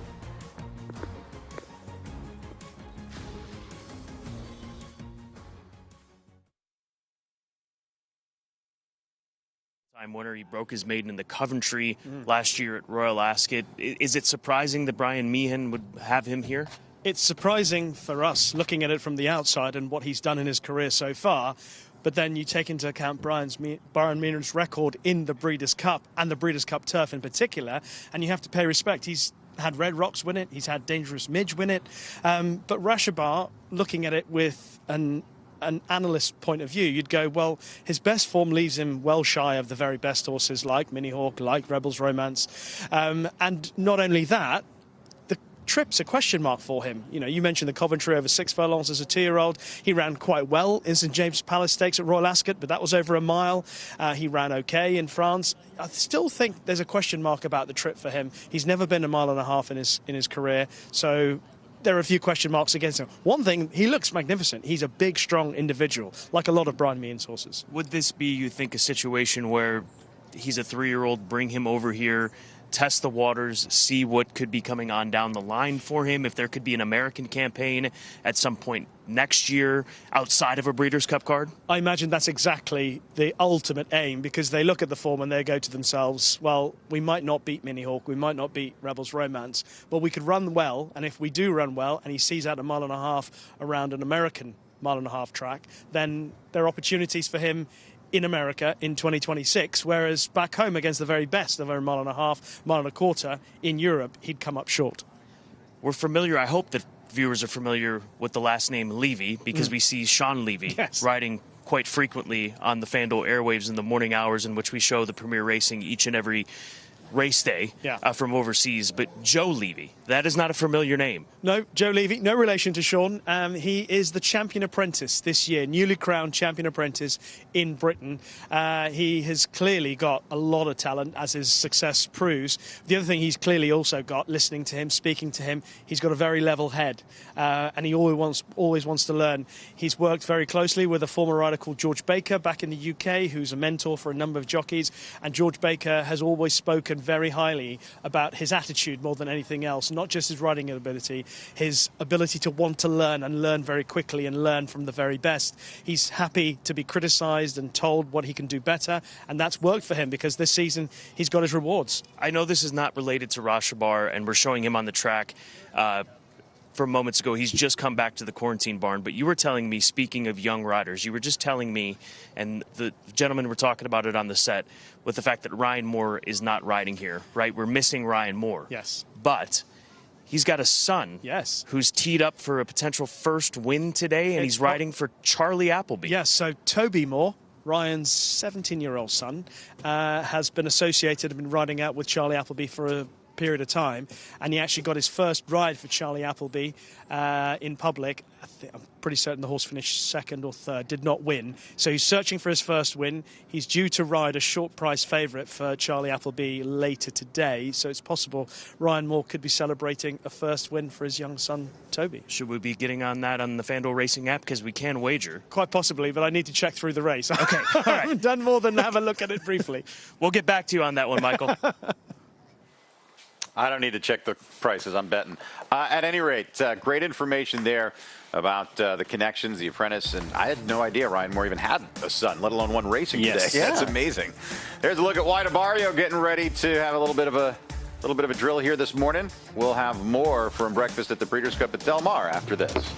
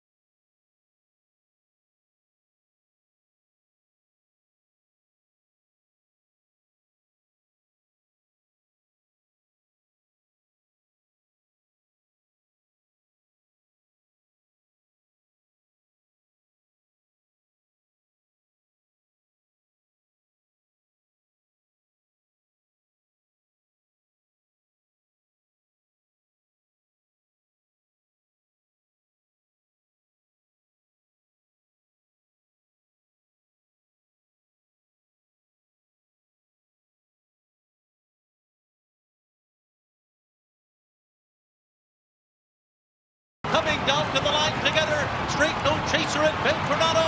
Straight No Chaser in the Breeders' Cup Sprint. Ben Tornado was second, and then it was Mulligan. Straight No Chaser last year in the Breeders' Cup Sprint for My Racehorse and trainer Dan Blacker and Johnny V. We asked the question to you out there, what's your favorite Breeders' Cup race? Simon said Cigar, Zenyatta, a race that he won, turf sprint with California Flag. California Flag. You weren't on that horse. Huh? I thought you were going to do a race that you won. I did. He was on that horse. You were on California Flag? Yeah. I know. Everybody Yeah. forgot, Mike. Yeah, seriously. I thought Mick Leori was on that horse for some reason. Now, when you introduce him tomorrow, you can introduce him as Breeders' Cup winning jockey, Joe Talamo. Your last name's Talamo? Christina Blacker with the obvious answer, right? No contest. What a great moment. And it really was. And it was a great moment for all of us here to celebrate with our colleague Christina and her husband Dan, who's an excellent horseman. And it was great to see him have his moment. He might get another one as Straight No Chaser tries to go back to back. Take a live look out on the racetrack here as training hours got a little busy earlier, but White Abarrio has found a nice little space for himself to stretch the legs. Simon, what's he going to do here? Well, first of all, I think they probably take him later in the morning just because they don't want a busy track. When you look at his workouts, I mean, it looks like he can go down there pretty quickly through a 33 and change. Two back went 45 and 4. Yeah, Gulfstream Park. So they might want to go easy, but he might be that type of horse that just does a lot in the mornings. We'll see here.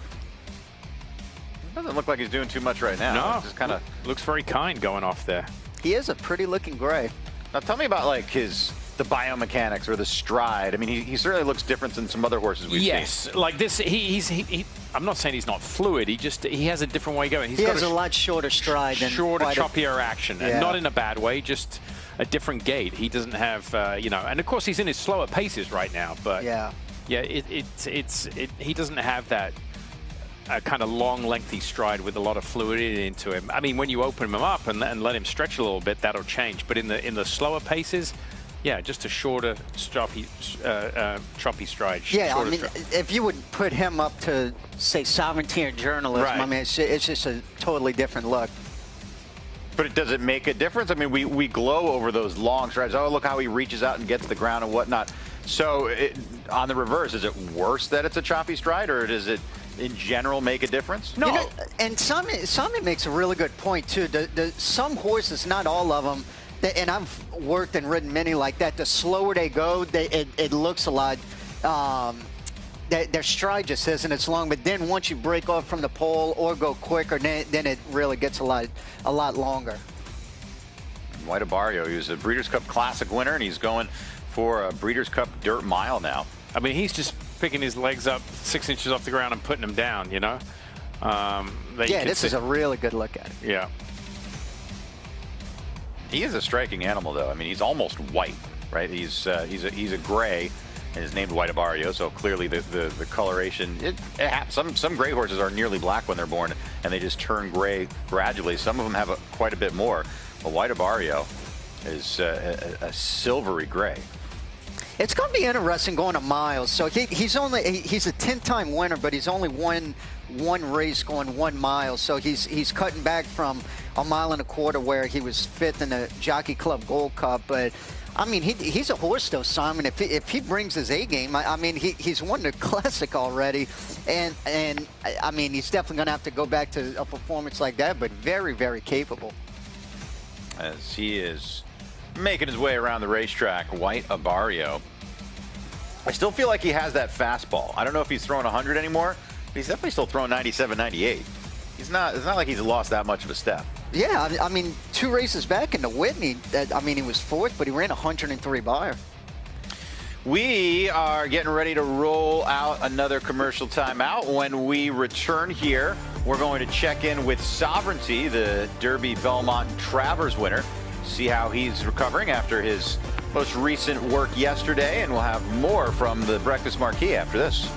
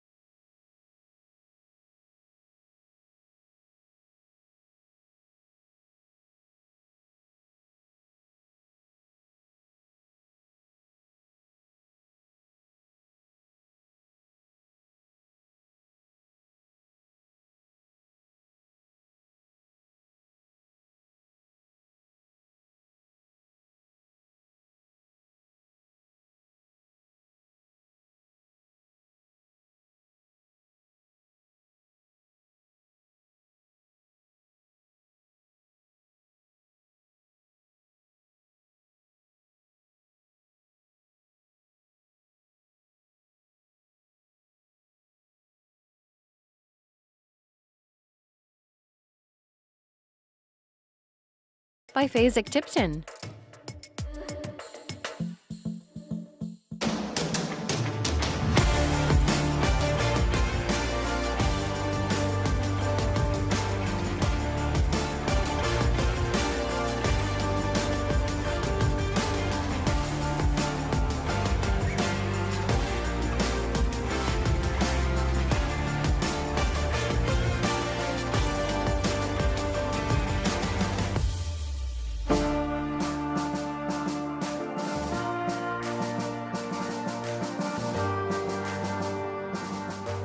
Juvenile Fillies Turf Contender Time to Dream approaching the starting gate under exercise rider Nora McCormack. And as we spoke to Todd earlier, he said she is just a professional filly, very laid back in general, and this is kind of just part of Todd's race week routine. A couple days out before the race, he takes his horses to stand, just gives them a little bit of a reminder, and obviously something very important with such large field sizes as the Breeders' Cup, especially if you draw towards the inside. It's absolutely pertinent that you take your horses to stand, give them a little reminder so that they stay focused in the gate even when other horses jostle around. Racehorses are often rearing to go. They're excited to go race.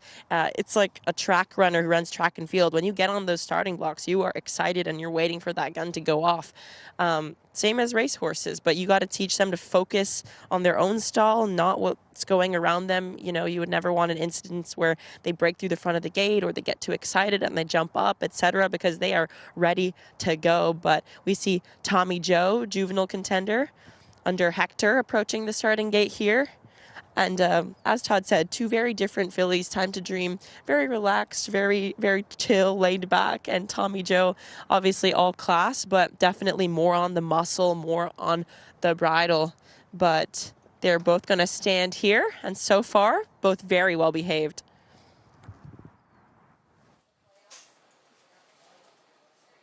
I mean, that's just, it's surreal. You've got like the sea coming over, the sea foam splashing up, and I mean, that's just, clearly I can't even open my mouth. It's breathtaking. It's such an amazing venue that we get to be here. And we're spoiled because we're here every day, but when the Breeders' Cup here, it's magical. And you call it work.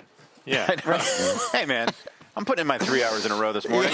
That's why my people want to come here. You want to be in Newmarket this time of the year? No, thanks. What are your people? English yes, people? English people. Okay. At any rate, let's check in with Kate and Bradar. With Sheree DeVaux, I actually followed Vava back from the racetrack, and you as well, we were a little bit behind, and it looked like, and I wasn't spying, that you were watching the show. So did we do all right in terms of...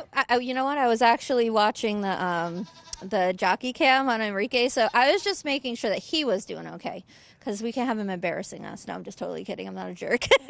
What about the jockey cam and what you saw, and also what you saw yourself? You know, she comes here, she's nice and relaxed. She's doing everything she's supposed to do. You know, all the hard work is done, and we just want to make sure that they're here, they're happy. Their trip was delayed a few hours, and that can be a bit concerning because they had to sit on the plane for about 4+ hours. And, you know, so mainly we just want to make sure that didn't stress them out too much. You know, the three that were on there, and she was happy and she looks great. I think it stresses out the people a lot more than sometimes it does the horses when all is said and done. But never good to have a wrinkle going forward. She feels pretty. How does she feel? She feels wonderful and probably pretty. What did she do this morning? She feels pretty. She galloped 1 3/8 miles, which is a routine gallop for her. And Rebel Red, I imagine you get a lot of questions about this one because of his condition. Correct. You know, it's something that I think it's a horse-by-horse basis, but for him, really hasn't changed his life at all. And he's had a lot of excuses to want to regress or really to not want to do this. And, you know, he doesn't show that. You know, he took a tumble at Churchill and came right back and won a race by open lengths, won a stake by open lengths. And, you know, he's just... I think we overthink it more than he overthinks it, but that's not the case for a lot of horses. Explain, for those who might not be familiar, what it is for him. Okay, so he had an injury to his eye where he was getting tacked up and something spooked him. And when he bolted backwards, the screw eye came out and it landed in his eye. And there was no saving the eye, and so they took it out, and it's only a 2-week recovery. Now, you know, the alternative is to save the eye, but that creates its own challenges. In this case, it wasn't an option, but if they have a traumatic injury, something like that, then they see a lot of shadows. They have a blind spot, and that can be worse, I think, in a lot of cases, because they spook a lot and it can be dangerous, and I've had that before. So what was really miraculous is he started the Saratoga meet off with 2 eyes, and he won, and then he ran in a stake at the end of the meet with 1 eye, and wasn't his best race, but it was just really to get him to see if he could figure it out. And then he came back after that race and won at Keeneland. So he's just incredible in having to deal with all that and to adjust his life for his, you know, different condition. But really he was fine, and we were really cautious about getting him back to the track and making sure he had company or somebody to follow, and he doesn't really care about anything. Sheree, I know you have a lot of experience bringing back horses from situations like that. You also have a lot of experience coming to the Breeders' Cup, but is this year a little different since you come back having won one last year? 100%. I've had a couple people comment that I'm a lot more relaxed, which maybe I'm just playing it off better. But with that being said, these races are not easy to win. Any race isn't easy to win. A lot of things have to go right. And, you know, I'm very fortunate to have won with More Than Looks last year, and to have all 3 of my horses are exciting, but when you come in with a filly like She Feels Pretty, it just gives you a lot of confidence that even if she doesn't win, she's going to run her race and she's going to try. We appreciate your time and wish you good trips the rest of the way. Thank you so much. Sheree DeVaux with 3 Breeders' Cup runners, and with She Feels Pretty, I can say I think we all feel pretty right now being here at Del Mar. Well, we are all pretty. Maybe not Simon, but all of us are really pretty. I will say this, Sheree DeVaux, she might be my favorite trainer in the country right now. I'm so impressed with her horses. They always bring their A game. She is successful with any type of animal, and I can't be more impressed by what she does year in and year out. Yeah, I know we've talked about it all week, really. I mean, ever since going out on her own each and every year, she's eclipsed herself in earnings and wins, and I mean, the stable she has now, it just seems to keep getting better and better. And it's one thing, I think people like to detract from her success. Be like, well, you know, she has David Ngordo as her husband. He's one of the great bloodstock agents of all time, and he brings all these great fine, you got the horses. You got to train them. You got to place them. You got to win. It's still have to win. Like the same thing we were saying with Aiden O'Brien. That's all well and good, but you have to win. Yeah, that's what the name of the game. You got to win at all costs. That you know, ever since percentages back like 20 years ago in the racing form, that's all the trainers worried about is that percentage, that win percentage next to their name. You know? 99% of trainers, and they'll say the only advertising we have is our win percentage in the daily racing form. But her win percentage, I swear it goes up in graded stakes. I mean, every day when she has one in, they're live as live can be. Here's a nice turf sprinter on the racetrack. I can tell by the color of the saddle towel. Bear River. Right? Bear River, yes. Keith DeSormo, coming off back-to-back wins. Has paid box course, too, every time. Was 19-1 last time. Winning the turf sprint at Kentucky Downs. Then at Ellis Park, winning the Kentucky Downs preview, was 17-1. And he's making a really good impression. Keith DeSormo, Kent DeSormo's brother, very, very good horseman. His horses always look so good. Their coats are always really shining. He's coming into this race in the best form he's ever been. Built like a tank. You can see that's why he's excelled at the sprint distances. And you're right. His horses, he's not buying $200,000, $300,000, $400,000 yearlings. This is a Preakness winning trainer, right? With Exaggerator. He knows what he's doing. They paid $50 for this horse, huh? Yep, and he does a great job developing horses. And they always, to Joe's point, they always turned out well. A horse will tell you how they're doing on the inside by how they look on the outside. And his horses always look great. It's a real nice horse. And back to that old adage, beware the sharp horse on the way up. This 4-year-old is running as well as he ever has in his career, and he's coming in sharp. By the way, trivia question. What major U.S. racetrack is built in the bank of the Bear River, in the Bear River Valley? Where is the Bear River Valley? I would give it away. It's Wyoming Downs, by the way. Right now, we have some breaking news. Let's check in with our reporter, Scott Hazelton. He had a mild fever. He seemed to be doing very well otherwise. If we didn't have a thermometer, we wouldn't have known anything. But he had a slightly elevated temperature, and that remained through the night. This morning at 5 o'clock, and when we got here, 5:30, he still had a slight fever. He had had no medication at all. So we have drawn blood, and so we've taken blood samples, and we'll have the results. Part of the blood samples have come back, and part of the blood samples are pending. Since then, since 6 o'clock this morning, we gave him some medication to help with the fever, to help alleviate the fever, which his temperature is down to normal right now. He's eating everything. He looks fine. You saw him with his head out. He's eaten all his grain. He's not missed a note. He has not missed any feed all year long. I can say that. And last night and this morning was no exception.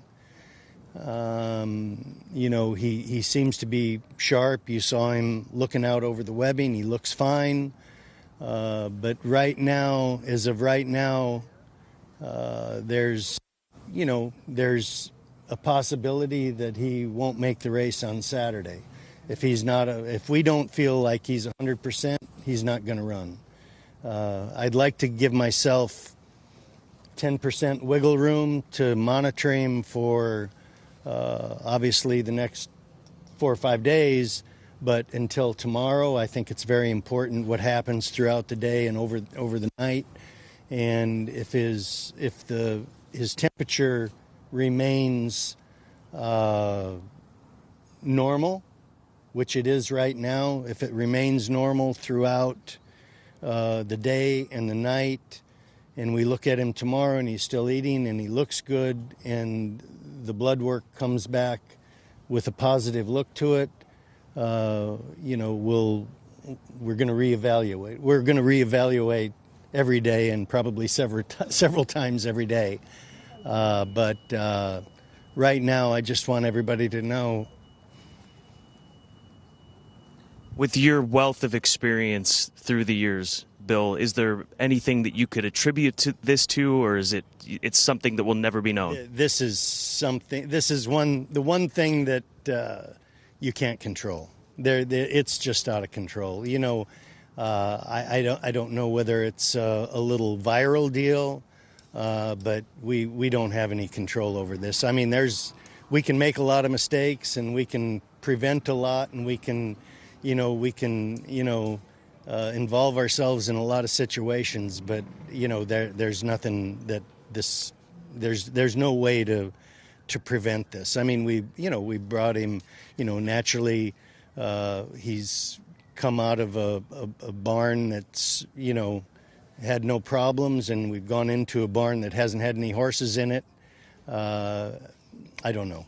I can't. I don't have any explanation for it. I'm not smart enough to know. I don't have the knowledge to know where they could contract this or how it happens. And with the timing of it, with it being Tuesday, you talked about obviously continued monitoring, testing, things of that nature.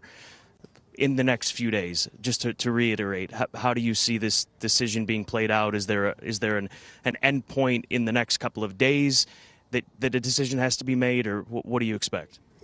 If his temperature becomes elevated again, it's over.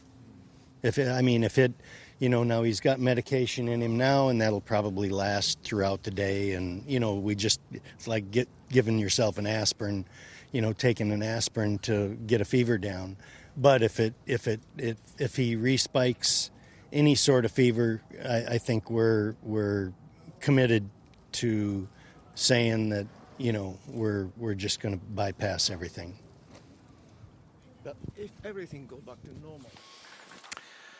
Okay, so breaking news there. Sovereignty has a fever. They haven't withdrawn from the race yet. The next 24, 48, 72 hours, very critical. Simon, you've been in situations with horses spiking fevers. Yep. Sometimes it's just a little shipping fever. It goes away. What is the likelihood that this is nothing, and what is the likelihood it's something? And could it just be, hey, he spiked the temperature because of whatever reason and he's fine now? All of the above. I mean, you just don't know. It's rare. Usually you get these fevers in younger horses. You don't see it in an older established horse like that. But, when horses mature and develop and become 3-year-olds, then it's usually a shipping fever, like horses getting on a plane, being in a new environment with other horses. And the next 24, tomorrow morning is key. If he has a fever tomorrow morning, then he's not out. Like Bill said, they gave him some medication. It's like taking a Tylenol or an aspirin. It'll bring the fever down automatically. But in the morning when they check it, it needs to be down. And I mean, the good thing is that he's eating his feed and everything. But to underscore the point, this is why trainers check horses. If you didn't put a thermometer in that horse, no one would have a clue. Right. Because he's eating. The first sign of a horse that doesn't look good, being a horse trainer, you've just got to have a photographic memory. So you've got to remember what a horse does each and every day, their body language. If there's changes in that, they're signaling something's off. If they come out of the stall every day and they want to rear up, one day they don't, sure enough, I guarantee you the next day they'll have a fever or something like that. Just little things like that. Or if they don't eat. But that's why these trainers, they put thermometers in the morning, in afternoon feed time, and in the morning before they train. And that's the reason behind it. Otherwise, you could get seriously fooled and maybe run a horse with a fever. So the blood work's going to tell a lot as well. They'll be looking at the white count, see if he's got an infection. It could be just a viral infection, no bacterial infection, which you can't, like a human, you can't treat do anything about. Yeah. Antibiotics. You just got to let it run its course. But that is just, I mean, you talk about unfortunate timing. We had it with.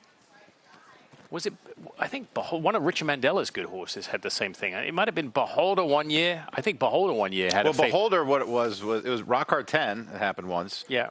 Right before the Classic. Beholder, it was before the Classic, but that was because they scoped her after she was a little dirty. And yeah, it was a little bit dirty. And, I had a number of people saying, Richard Mandela is one of like the 5% trainers that wouldn't do that. But that's why she was good from 2 to 3 to 4 to 5 to 6, right? Because he manages a whole campaign. And it was one of those things that, some other trainers may have decided to run with that.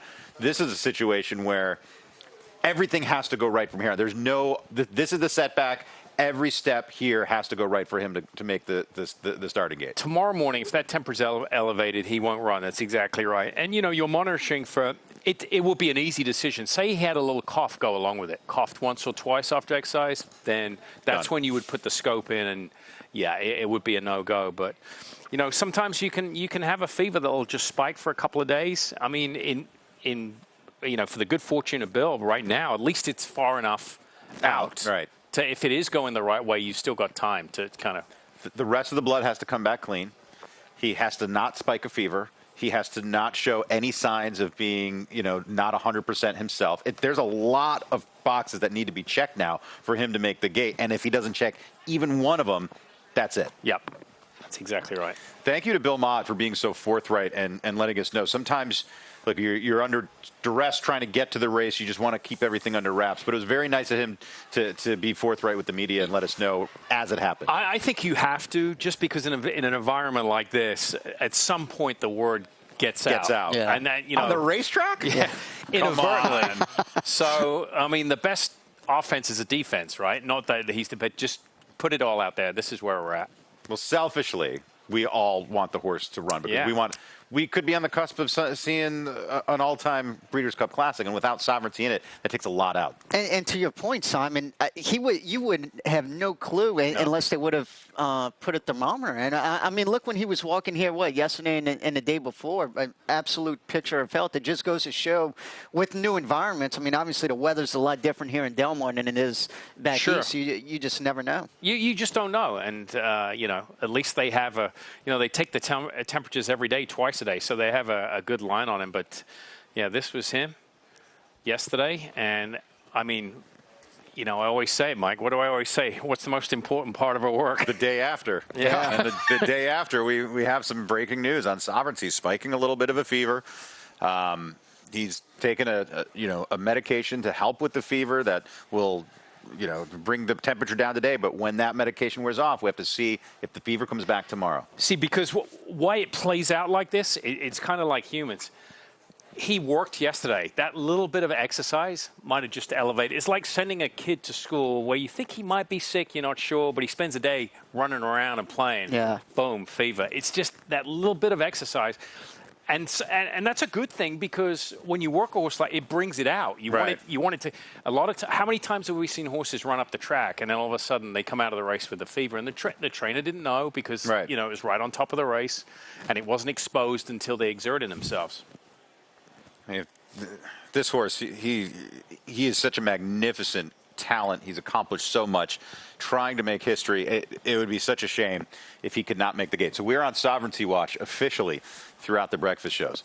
Right now, let's change direction and check in with Michelle Yu.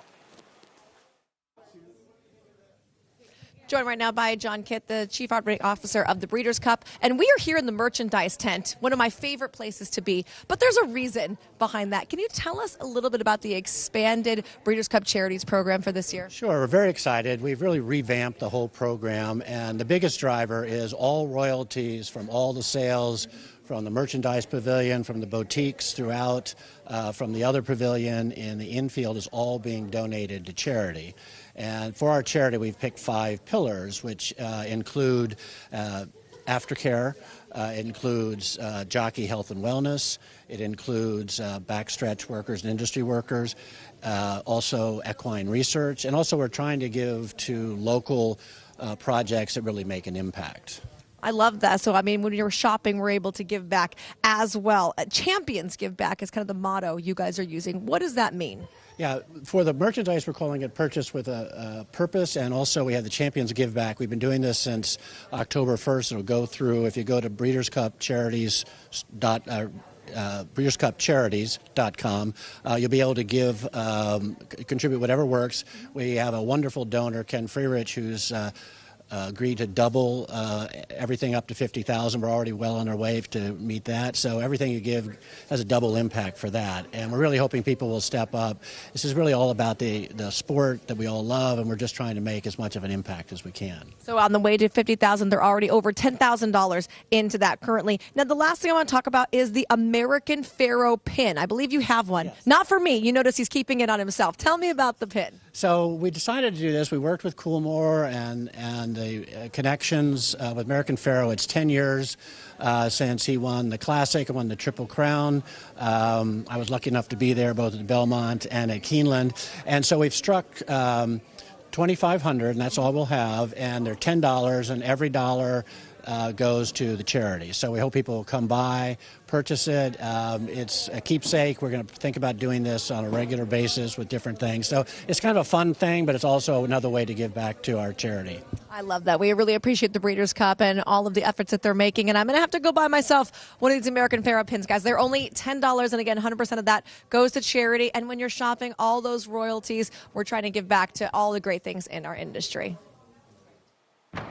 Yes, Purchase with a Purpose, as the 5 core pillars: thoroughbred aftercare, jockey health and wellness, backstretch and industry work, equine research, and other impactful community initiatives. $1 from every Breeders' Cup cocktail, that's the Tory Cup featuring Maker's Mark Bourbon and the Garland featuring Chopin Vodka, will be donated to Breeders' Cup charities. You can also support Champions Give Back by texting BCWC to the number on screen. And don't forget, owner Ken Freirich, part of the owners of Sandman, he has made so many charitable donations. He is a philanthropist, and he is matching your donations up to $50,000. So make your donations count double, as we've just got a few days left for that match from Ken Freirich. We're going to take a break. When we return, we'll have more on this international affair here at Del Mar as the Breakfast at the Breeders' Cup shows continue.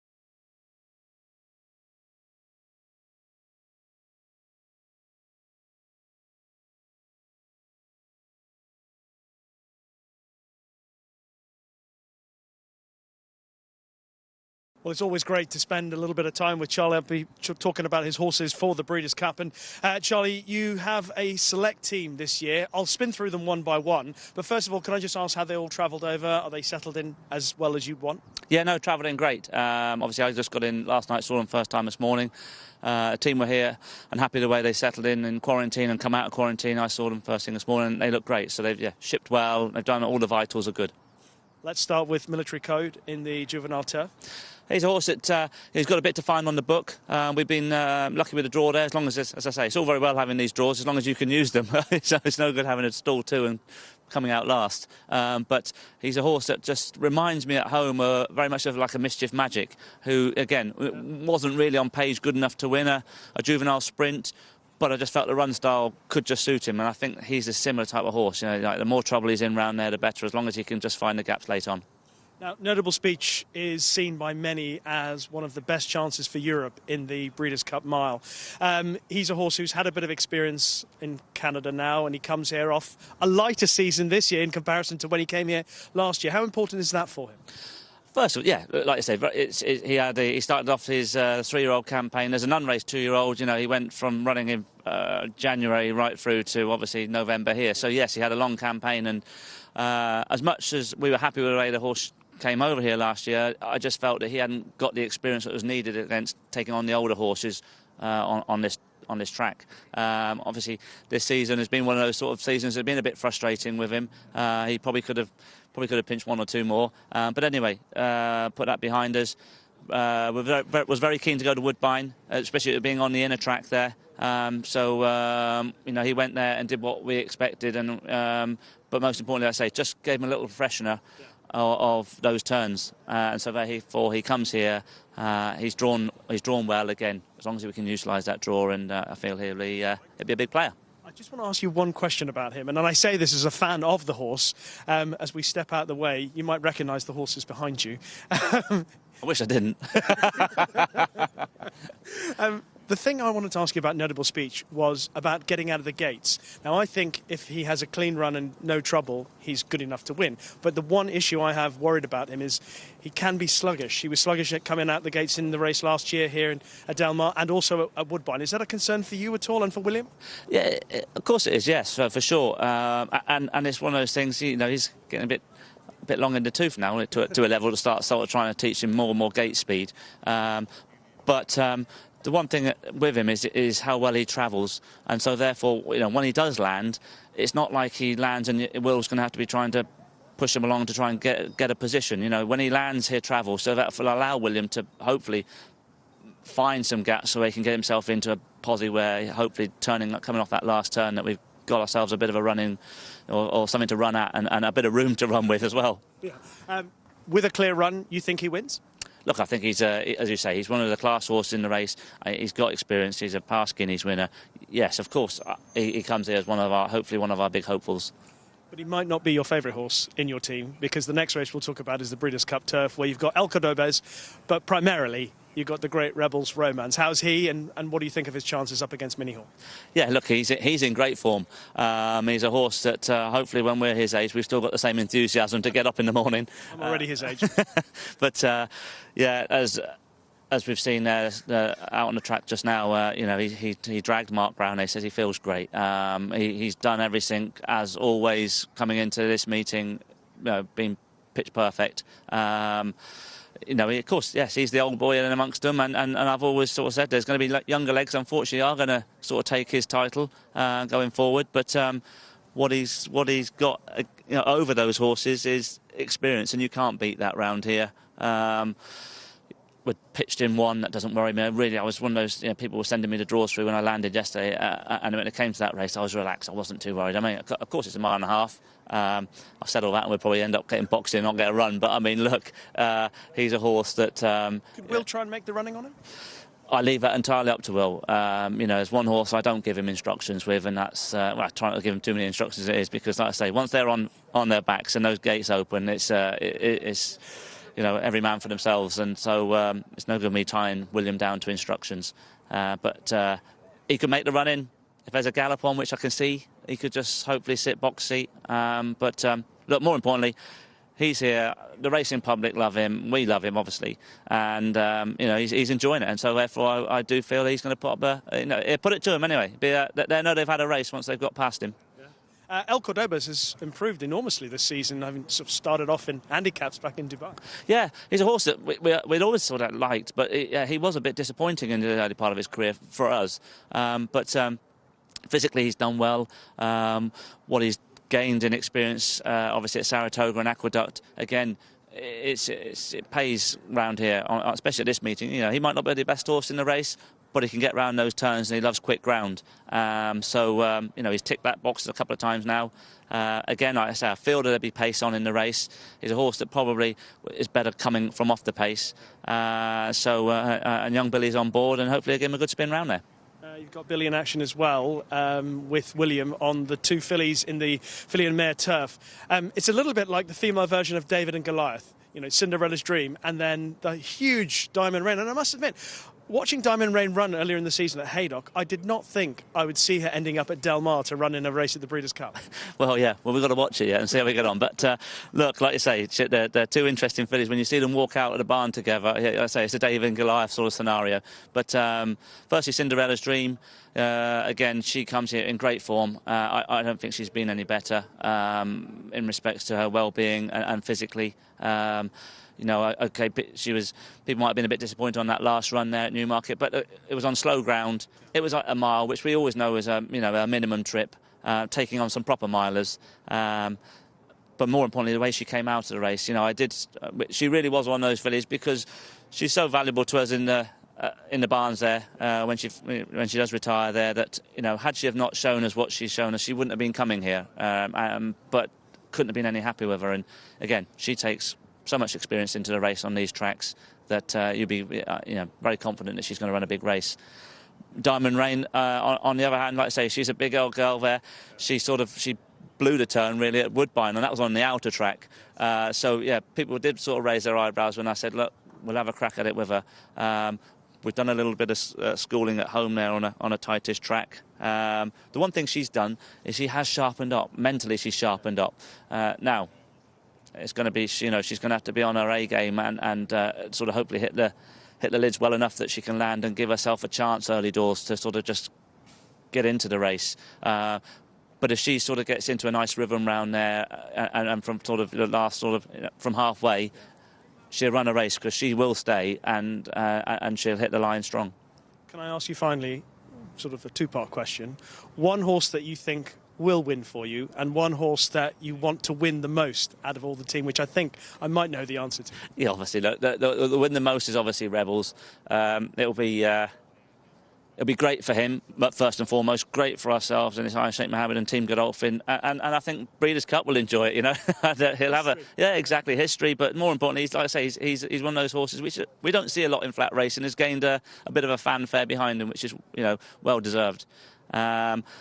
Winner-wise, I'm a big fan of Cinderella's Dream at the moment, but we'll see. Charlie, as always, thank you so much for your time.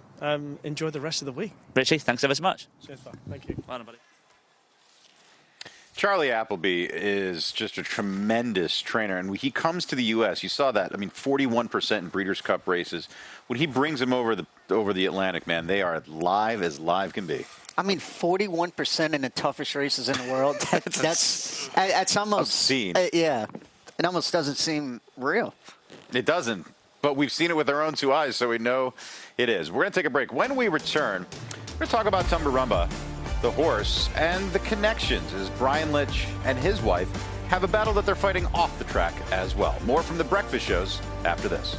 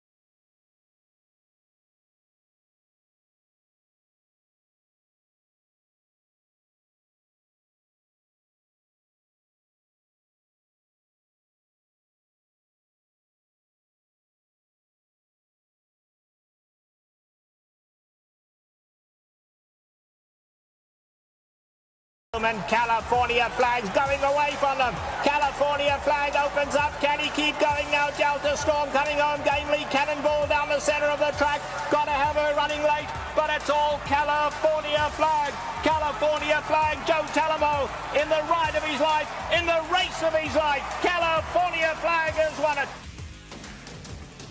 That's this guy, Mike. He won a Are you sure that's not Migliore? I think Trevor got that call wrong. Are you sure about that? I was thinking. How great was that? And you must, and even Trevor mentioning your name right before the wire, right? That's got to be. I still get goosebumps watching that all those years ago. I think Mike Smith summed it up the best a couple days ago when Michelle Yu was interviewing him. You truly don't get that feeling again until you win. He said you wish you could bottle it up to feel it, and there's no other feeling like that in the world. And he's still got every penny of the purse money he got that day. Still got it. Well, a little more with interest. Just wait until you see his crypto portfolio. It's not doing as well as you think, Simon. Yours either. I know. We're crypto hundredaires. Let's take a look at your favorite Breeders' Cup race ever. Joaquin with the 87 Breeders' Cup Classic. I think he was 1 year old at that time. The 95 Classic with Cigar. Joe Talamo apparently rode that race in 2009. And then, of course, I was just there watching Zenyatta like everybody else at Santa Anita. Rick Newton, the 2001 Breeders' Cup That's Classic. A good one. Yeah, that was. There are two races that I can watch that will literally make me well up. Tis Now Wins It for America. That'll bring a tear to your eye. That race call at the end, yeah, for sure. How about this? Great communicator in the 88 Turf. Well, now that we're going in the Wayback Machine. Race of Bill. Thad Ackle. Thad Ackle, yeah. Yeah, my old boss, Henry Cecil, had Indian Skimmer in there, who was the heavy favorite, and just got an awful ride. And great communicator came and got the job done. Yeah, there it is in the tweet. I wasn't even reading the tweet. That's great. Proves I wasn't lying. How about this one? Yeah, no, I got a lot of ties in my head, too. Beholder's Distaff versus Songbird was amazing. The Classic with American Pharaoh when he put up a brilliant performance. Zenyatta's Classic win.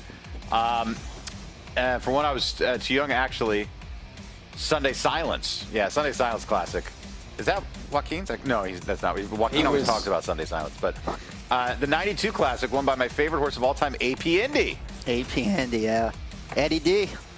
Neil Drysdale.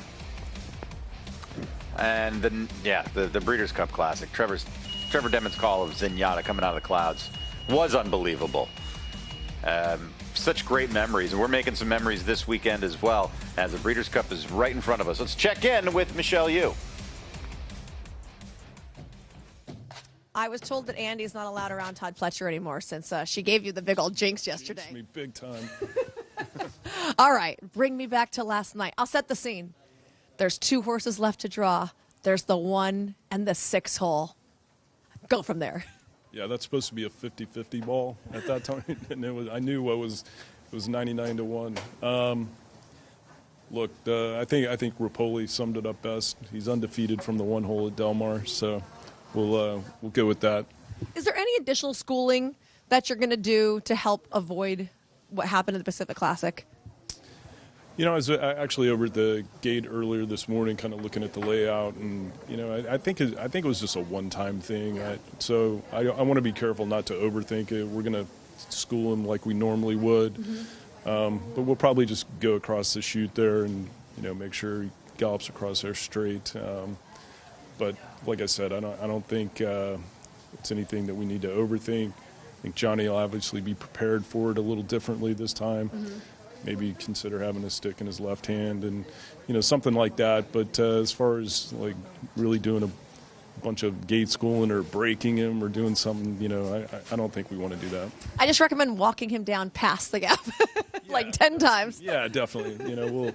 We'll make sure he goes straight across the gap. And I think they said the temporary rail is going to be extended a little bit. So, maybe that'll help as well. Is that an instance that's happened to you in any other grade 1 that you can think of? Not in a grade 1. I don't recall that. I know that we had a maiden years ago that literally took a left coming out of there and a U-turn left. But I mean, we see it all the time. Horses break and they move towards open space. And, I just think he thought that was the direction he was supposed to go. You've had some eventful races this year. I feel like Mindframe is coming in now under the radar a little bit. Do you feel that way?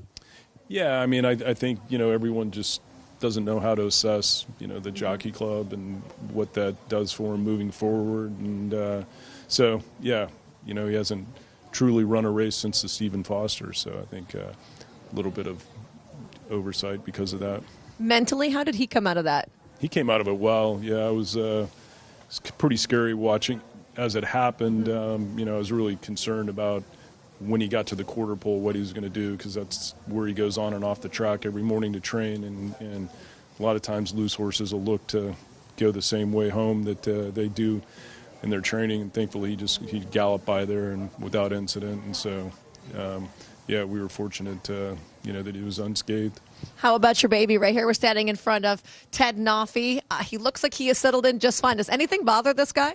He's amazing. He's shipped in here like he's a 5-year-old, and he's handled it all really well. He had a good training session this morning, went to the gate and walked right in like he's supposed to. So, he's been a model citizen.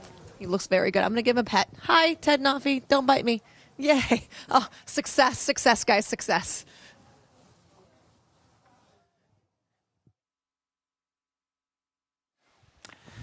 Ted Noffey. He's going to be a force to be reckoned with in the juvenile. Water trucks out on the track. Yesterday we saw him putting a little sand on the track after training hours as well. So they are working on the composition. Opening day for the fall meet is Thursday. And then, of course, the Breeders' Cup Friday, Saturday, and racing again here on Sunday. Yeah, going to be jam-packed. I just cannot wait for the weekend. Yeah, it's going to be great. The lineup looks great. I mean, obviously, the sovereignty news is kind of taking everyone by shock a little bit, because it does. It takes a major chunk of the luster of the Classic out of there. I mean, and I think as a competitor, I know probably some of them are like, oh, I don't want to run against him, but you do want to run against him. Yeah, I'm sorry. The competitive spirit is strong. The competitive spirit for Brian Lynch has been there since the beginning, as you see his charge Tumbarumba, who's going in the Breeders' Cup Dirt Mile. But for Brian Lynch and his wife, it's more than just racing that they've been concerned with recently, as they have had their battles off the track as well.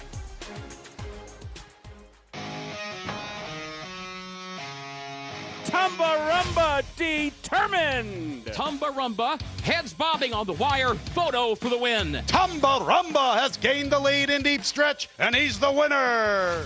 Tumbarumba come out of the first crop of Oscar performances. He's a beautiful big colt. He's got a lovely walk to him. He always showed plenty of potential. He's at love in his stall. He just wants attention. He just wants peppermints. He just wants someone to be around him and to be his buddy. Tumbarumba's performance in the ACAC, I thought, was as game as it came, and that day he took it. Tumbarumba once again running his heart out. Tumbarumba! Lovely to see him come round as a 5-year-old. Listen, I think we're on to the Breeders' Cup. Having Tumbarumba in the barn has definitely helped me this last year.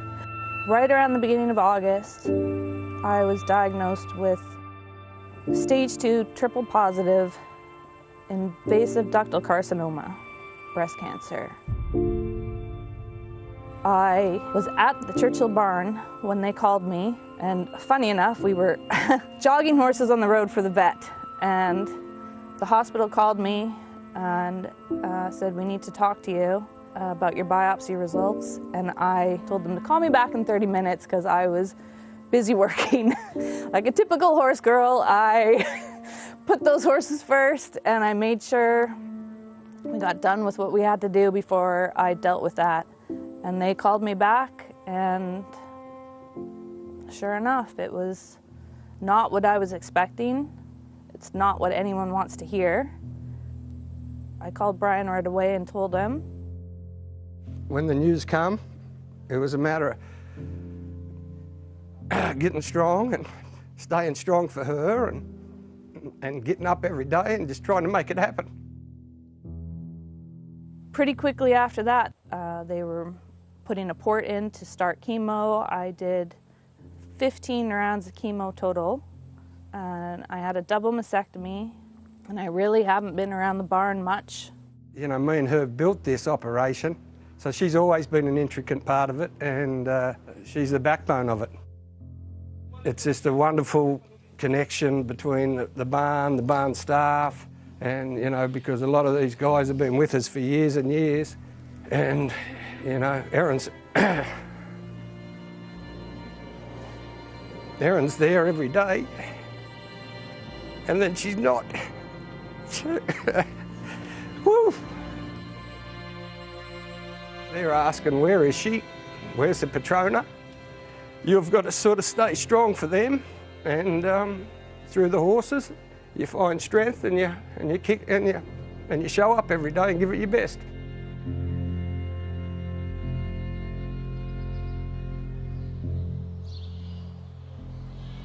Erin's favourite would definitely be Tumbarumba. She's always had a sentimental feeling for that horse, and I think he's been a power of strength for her. And he really is the only horse I asked about. The only horse that I made a point to get to the races to watch him run. He just puts you in a good mood. When she's going through what she's going through, I'm not a guy that's going to come home and tell you the burdens of training thoroughbred horses, but Tumbarumba was the one horse that she sort of was always focused on. I finally rang the bell August 6th, so I'm cancer-free.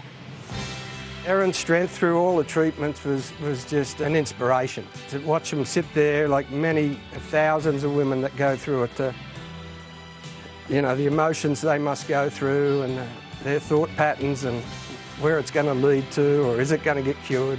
But she was always very strong, and it motivated me. Thank God for Brian. He's been my rock. He's been to every appointment, and there's been a huge community at the track that's just been extremely supportive, because that's just the way our community just comes together when they need to. I'm just so excited to go back to Del Mar, especially with Tumbarumba. Even if he doesn't win it, I know he's going to try his heart out and he's going to run his race. He's just going to make us proud.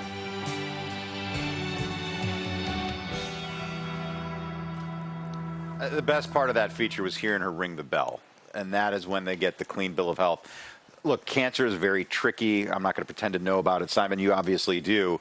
And in the aftermath of her ringing that bell, she knows that she's not necessarily in the clear forever, but for right now, a clean bill of health as the cancer's in full remission, and that is a great place for her to be. No question about it. And then talk about perfect timing, right? To be well and healthy, to be able to come here. So, yeah, obviously, you know, as someone who's gone through it, and I mean, you go through it for the rest of your life because you're never really cured, or you don't think you are, but you know, every day you do worry, like when something starts to hurt or something doesn't feel right, you're like, oh, is it coming back again? But she looks great, and I'm sure she'll be, you know, good doctors in good hands, and hopefully this horse runs well on the weekend.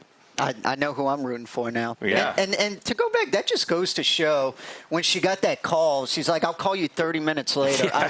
That just goes to show amazing. how important these horses are to everybody with them. It's amazing. Like, she's getting a call to see if she has cancer. She's like, I don't have time for that. I've got horses. Yeah, when I look at my phone, there's probably 3 people, regardless of where I'm going to pick up. Yeah. And the guy that's giving me my biopsy results is probably one of them. Yeah.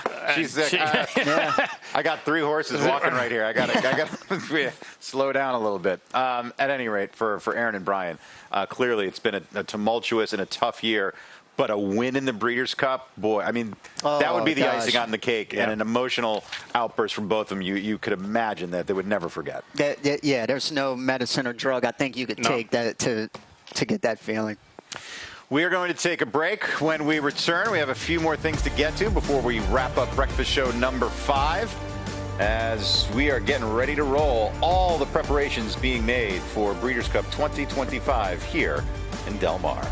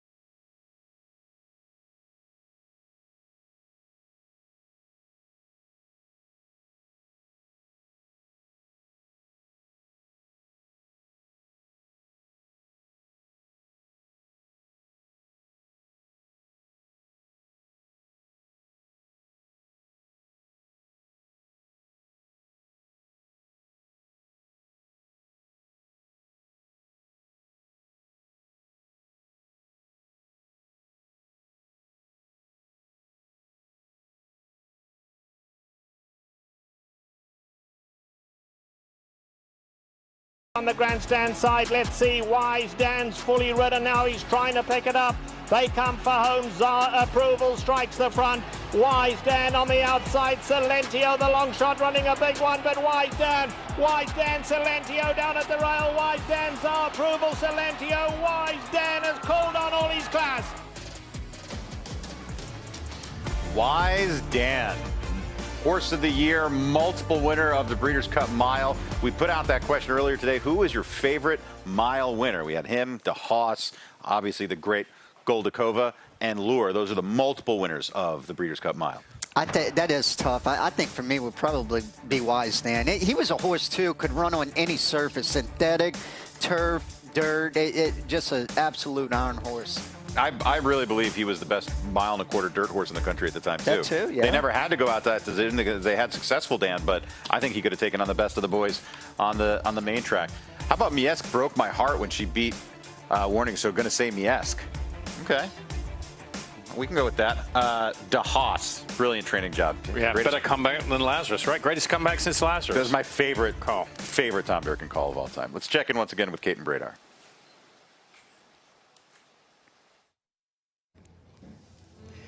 Saffie Joseph just getting back from the track with Holland Ice for the filly and mare sprint. How's she doing? She's doing well. On the track, she's a little nervous filly, so she goes with the pony actually at Palmettos. That's why she does so well. She kind of trains in the L, which is a European gallop. So she's quiet around the barn. On the track, she's much more intense. Is that part of the reason? I know timing-wise is always something to work out with the tracks opening and closing, but she was out in the walking ring for quite a while before she went to the track. Yeah, just to get her to relax. I mean, as I said, around the barn area, she's anybody could ride her, anybody could walk her, but on the track, she gets feisty. Be your best for the filly and mare turf. How is she coming into the race? She's doing well. She had a blowout this morning, 3/8. She went 36. Was it 36-2 out in 49 and change? Very happy with her. 11 furlongs. She's one at a distance. You could say it probably tests her stamina a bit, but the filly is as good as she can be. When you do a shorter workout like that with a horse who's going to run a longer distance, what is the goal? Yeah, just trying to take a little edge off her. The last couple of races, she got a little keen. I mean, she has naturally speed, but if she can just listen to the rider a bit more, it will help her see out the trip. And finally, White Abario, I saw him a little earlier today and coming back on the walking ring. Talk about him coming into the dirt mile as opposed to some of the previous years when he's been gearing up to run a longer distance. A little bit off form, comparatively speaking. Yeah, I mean, if the Whitney was a good run. If you go to the sheet numbers, the Whitney's as fast as most of his races. Obviously, the Jockey Club was not a good performance, but, I mean, how could he perform when your rider almost falls off? You get bumped. He had IRAD on his back for a bit. So, I mean, it is an excuse, but we feel like it's a legit excuse, and he's trained well since. The distance is fine for him, 2 turns a mile. I think that's right up his alley, and we feel like we take the best horse on the day. We respect Nisos a lot. Nisos is an up-and-coming champ, but we feel like if we fire our race, I mean, they have to worry about us. Appreciate your time, Saffie. Thank you very much. White Abario, certainly a horse that will attract a lot of attention as he tries to make a little history as a Breeders' Cup Classic winner, now trying to parlay that into a victory in the Breeders' Cup Dirt Mile. All right, thank you very much, Kate. And so we're about to wrap up the show, but the breaking news today was Sovereignty spiking a fever. It's going to affect the Breeders' Cup Classic in a most significant way if the Morning Line favorite scratches out of there. But we're not there yet. At this point, still in a holding pattern, trying to see what his temperature does over the next 24 to 48 hours. Yeah, I mean, unfortunate circumstance for trainer Bill Martin. Those things usually come to light after a horse has done a little more exercise, like a Breeze did yesterday. Put a little more stress on the body. Those things will come to the forefront. So he's got a temperature. They've given him some medication, similar like a Tylenol, to reduce that medication. Obviously, his fever is going to be down throughout the day because of the medication. And, you know, I mean, tomorrow morning is going to be the be-all, end-all. If he's got a fever tomorrow morning, there's no way he's running. He's going to be a scratch. And this was earlier this morning when Scott Hazelton caught up with Bill Mott. And with the timing of it, with it being Tuesday, you talked about obviously continued monitoring, testing, things of that nature in the next few days. Just to reiterate, how do you see this decision being played out? Is there an end point in the next couple of days that a decision has to be made, or what do you expect? If his temperature becomes elevated again, it's over. Now he's got medication in him now, and that'll probably last throughout the day. And it's like giving yourself an aspirin. Taking an aspirin to get a fever down. But if he respikes any sort of fever, I think we're committed to saying that, you know, we're just going to bypass everything. Straight from the trainer's mouth. So we have to see what happens, but there's a lot of boxes that need to get checked if Sovereignty is indeed going to make the gate for the Breeders' Cup Classic. Yeah, I mean, just it's so sad, unfortunate circumstance, really. And like we said earlier, if you're not checking these horses' temperature, you wouldn't know any different. I mean, he's eating everything, he looks good, but you know, that's the way you make these precautions. You take the temperatures, and if he's got a fever tomorrow, if he spikes today with medication in him, then I mean, there's zero chance he's going to run. And I think for us, when we first heard it, it's so shocking because all week, I mean, whether it's Gallup and his work, even though he did it easy, he did it so nice. It's just crazy. It just goes to show you never know. Yep. Never know what's going to happen in this game. It is a difficult game, but as Bill Mott said, that's one of the things you can't control. There's a lot of things you can. There's a lot of mistakes you can make. There's a lot of things you can prevent, but this is one of those things. It's just by the racing god's will. It happens at random. Hopefully Sovereignty will be well enough to make the gate for the Classic. That does it for Day 5 on the Breakfast at the Breeders' Cup show. We thank you for joining us, but once again, we started under the cover of darkness as the sun rose. We got a good look at journalism making his way back to the racetrack after his most recent preparations. They were out in force. Aiden's Army made his way to the track. We had horses schooling in the gate. All systems go for the Breeders' Cup as we are just a few days away from the biggest festival and the most important racing in the world. Thank you for joining us here as this international event approaches. We'll see you tomorrow on Breakfast at the Breeders' Cup.